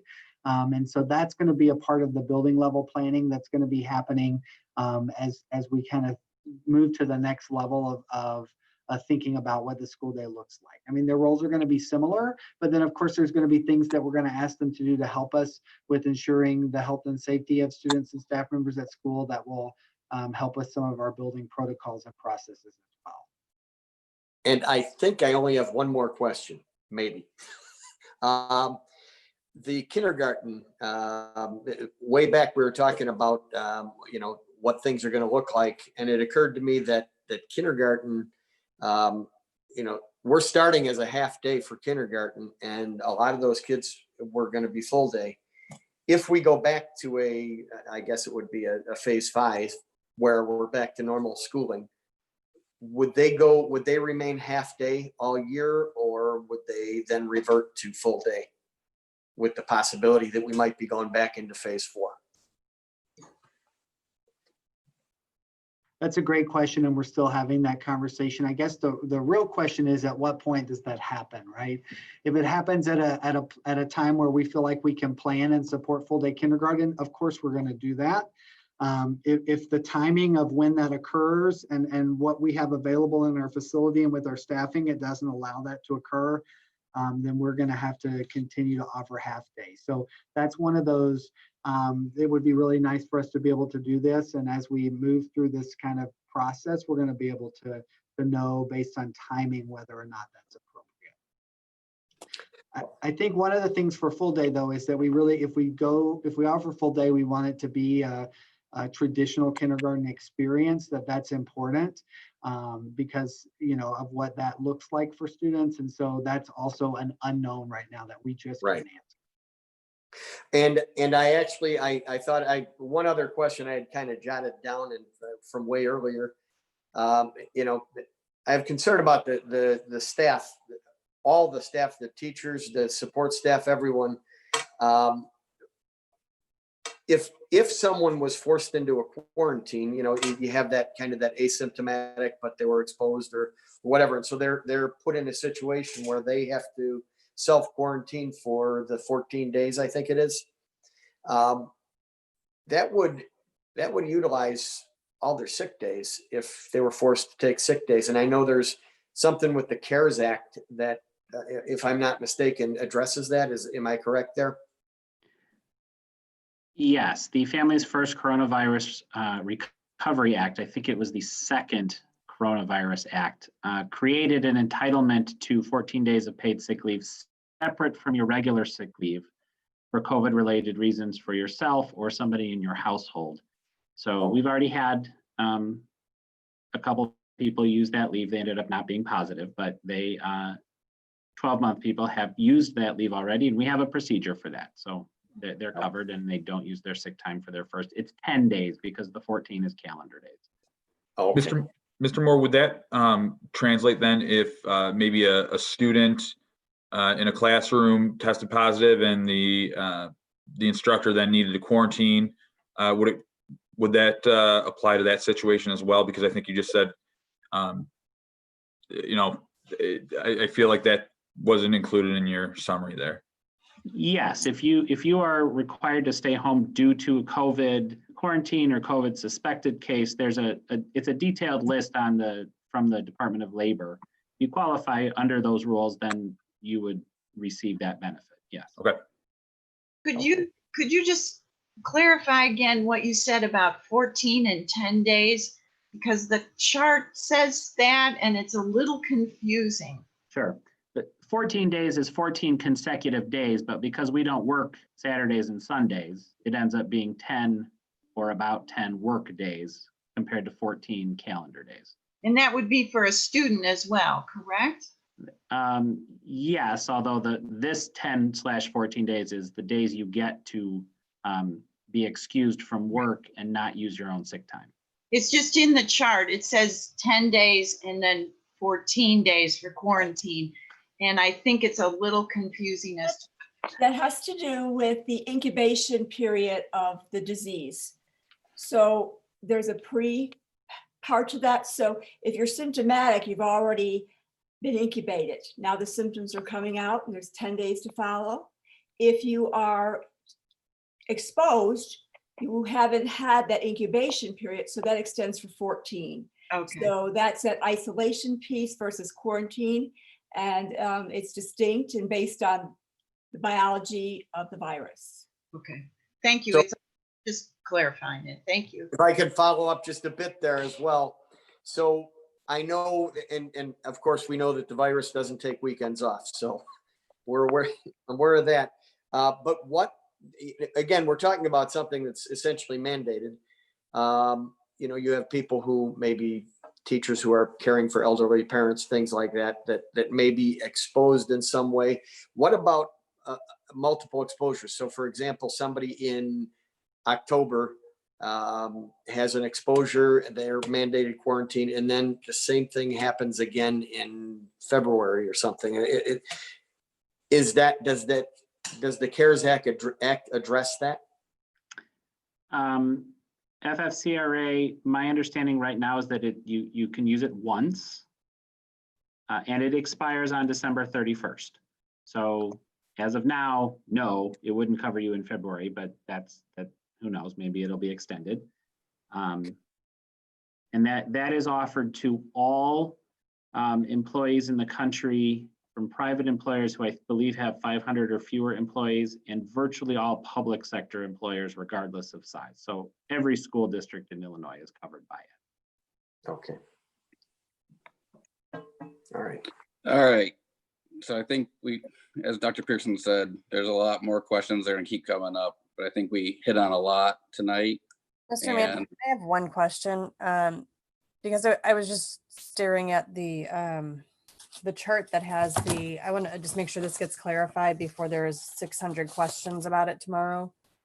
If you look at the sample secondary page, B has one less day than A does. I'm assuming that was somebody didn't color a block. So if you're group A, you have 3 the first week and 2 the second week. If you're group B, you have 2 the first week and 2 the second week. That chart is just showing the example of what happens if there's a day off school in one of the 2 weeks. So some week, they're hardly ever Wednesdays, but sometimes we do have a day off, of course. The idea is if today is A, then tomorrow is B, whether we have a weekend or a 3-day weekend or a Wednesday off, it doesn't matter. If today was A, then the next day we have school is B. And that is just the rule. So you can't connect A's and B's to Monday, Tuesday, Wednesday, Thursday, because if they will change by the week. So if today is A, tomorrow is B. That's a great clarification, because I know people have already started asking about that. All right. As I mentioned, I think we've asked a lot of good questions. I think there'll be a lot more questions coming up, and things are always changing. So with that in mind, it is, oh, I just lost my Zoom. It is 10:26, and do I have a motion to adjourn? So moved. Mr. McNally, Second, Mr. Cape, thank you. Ms. Ratchford, will you take the roll, please? Mr. Bryant, Yes. Mrs. Fairgrave, Yes. Mrs. McCabe, yes. Mr. McNally, Yes. Ms. Weibel, Yes. Mrs. Barker, Yes. Mr. Manheim. Yes. All right, we are adjourned at 10:26. Thank you, everybody. I know